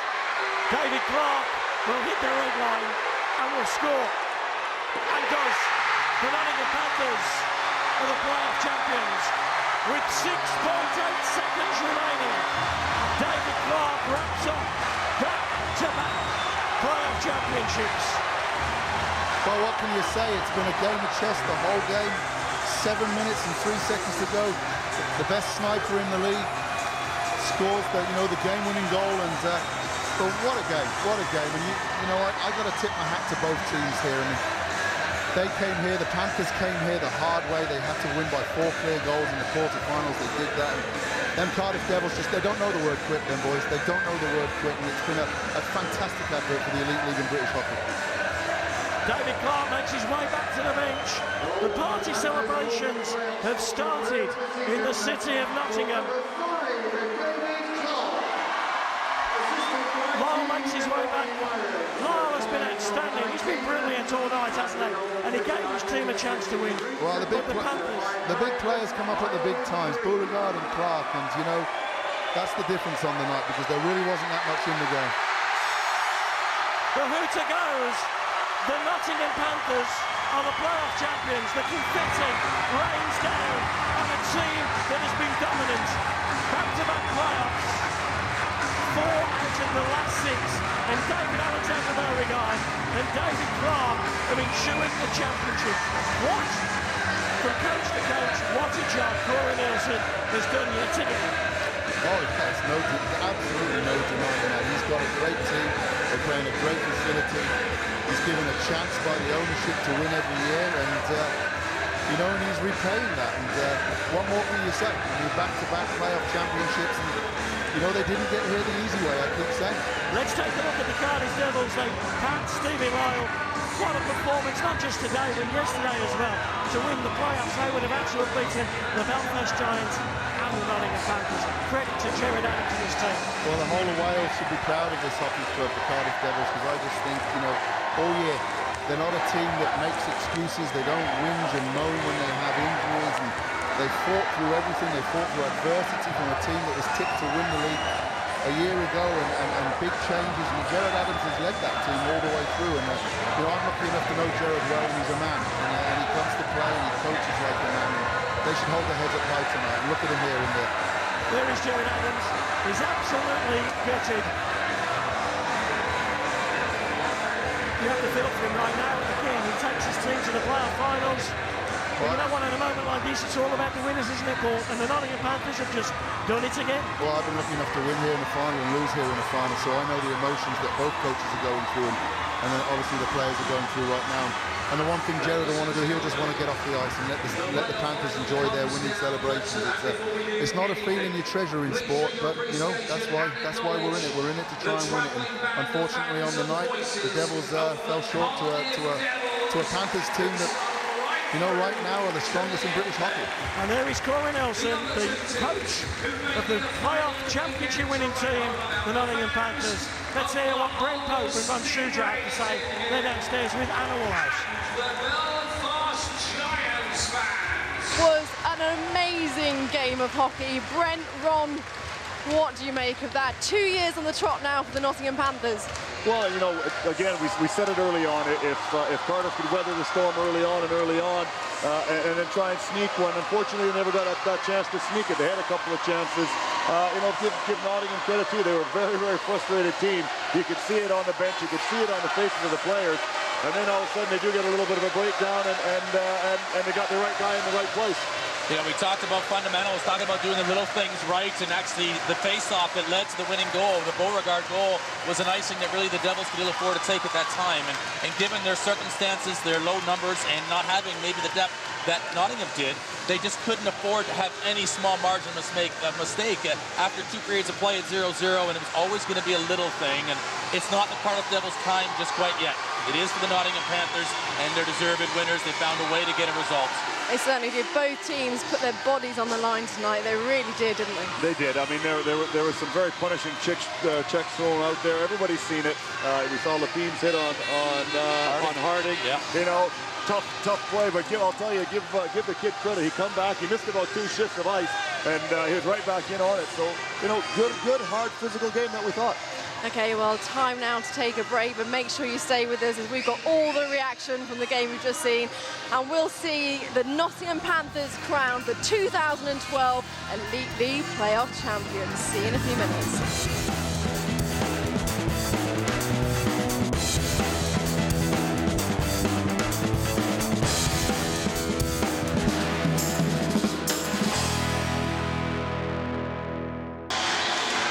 Welcome back to the Nottingham Ice Arena, where we've just seen the Nottingham Panthers crowned the 2012 Elite Ice Hockey League playoff champions. And what a game of hockey that was. Brent and Ron, we said it was a case of who was going to crack first, and it just happened to be, you know, Nottingham got it.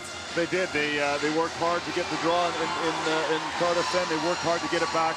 Left a 42 or 43-year goal scorer alone in front of the net, and with time, he's not going to miss an awful lot of chances there.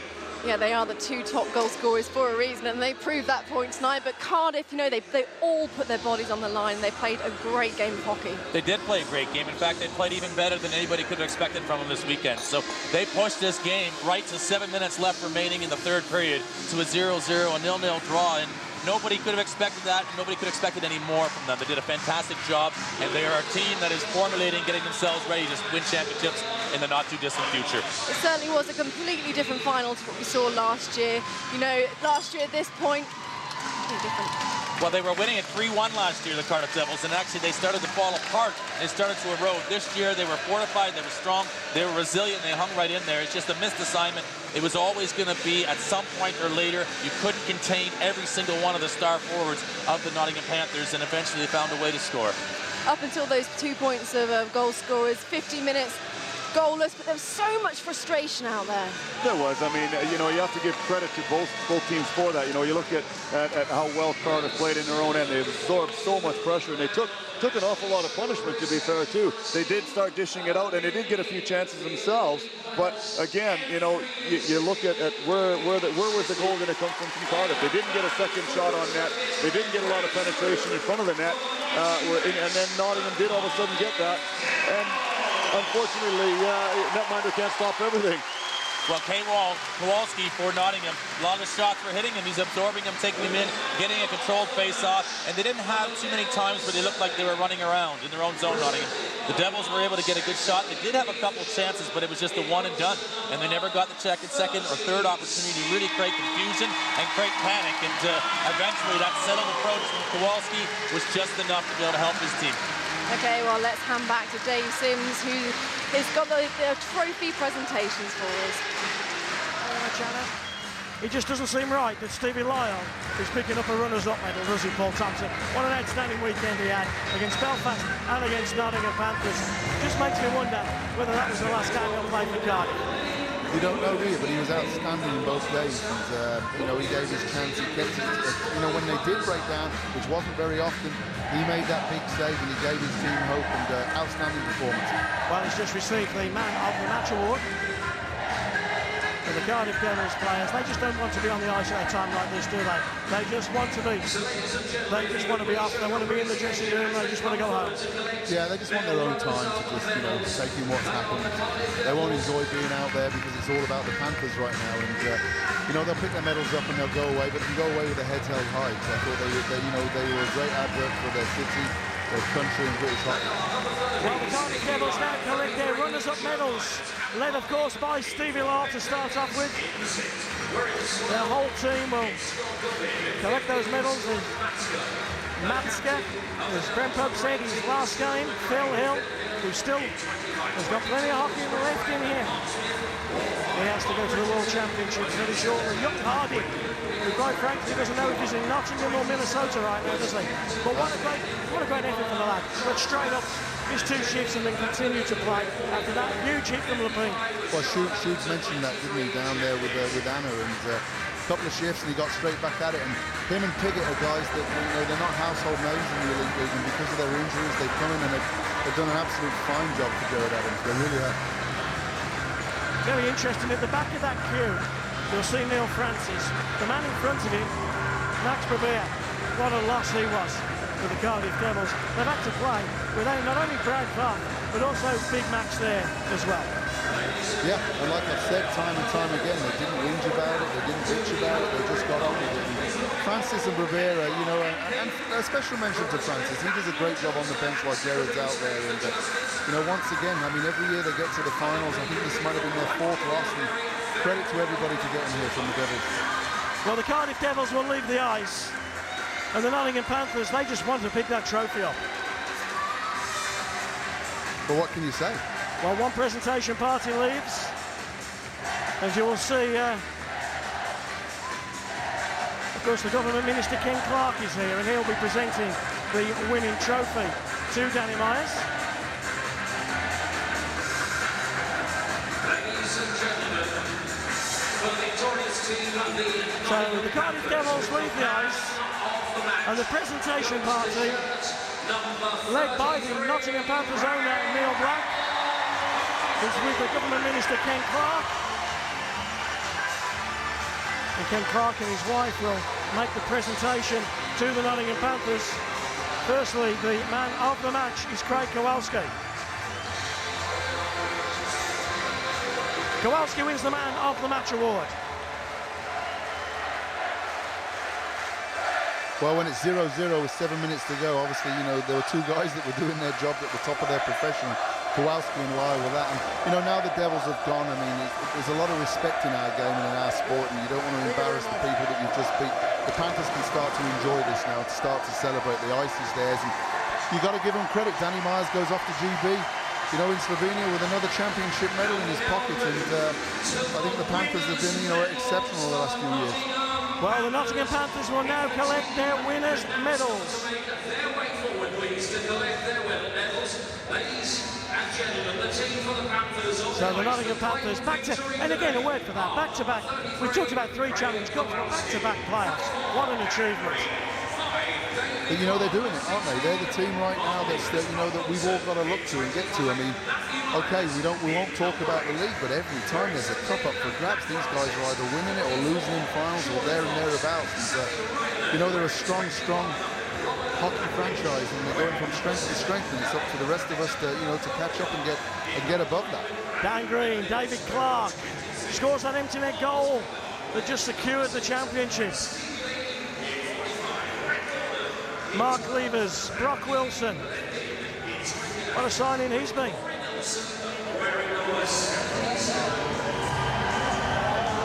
Matthew Myers, young Maynard, he'll play bigger roles in years to come. Francis, who Paul Thompson said was just simply outstanding. Rynanen, young Blakovic, I was going to say the first of many. He's actually won 4 or 5 already. At such an early age, which tells you, you know, what a future he's got ahead of him. Brandon Benedict, again, outstanding. Beauregard. You just can't eulogize enough about him, can you? No, and he scores big goals in big games, and that's all you can ask from your top players, to turn up when it matters. And that line of Fox, Beauregard, and Benedict, you know, they got that game-winning goal. Well, Ken Clark is letting his wife present all the medals, but I have the feeling he'll take the blurry photo. He picks the trophy up just behind his wife right now, who collects the medal. And there's Rick Strachan.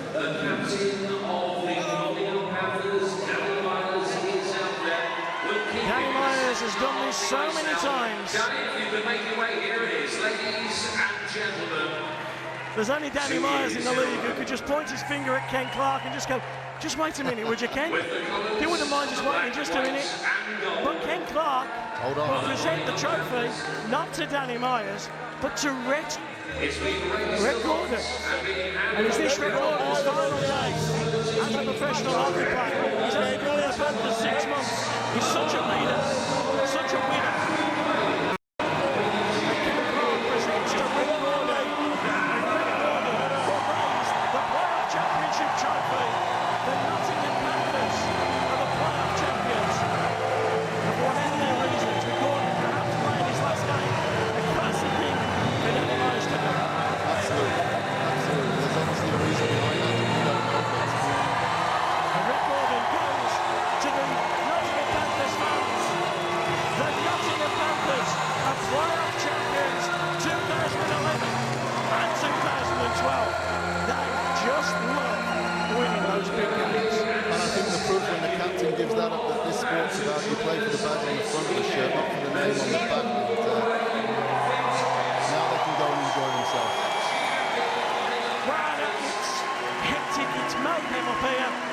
Only knows what it's like down there with you.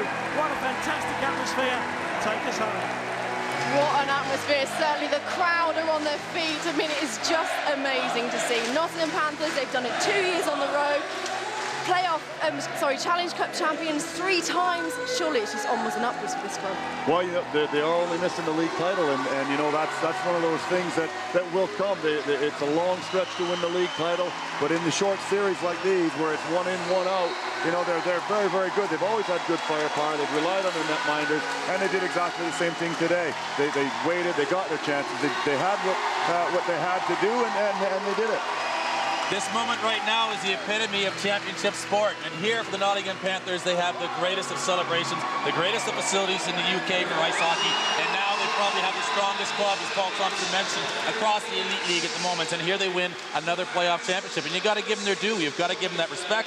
They've taken a long time people don't remember, but back 12 years ago when they weren't in this facility, they cut it back and they got ready to build, and they build and they build, and they got season ticket holders through the roof here in this building, and they've got a strong business and they've got a great club. Still on the flip side, Jared Adams should be so proud of his men tonight.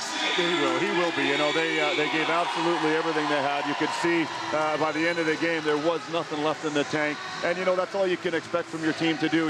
You want them to go out there and play the best they can for as long as they can and give everything they got, and they did. They didn't let anybody down beside them on the bench, and they played for each other.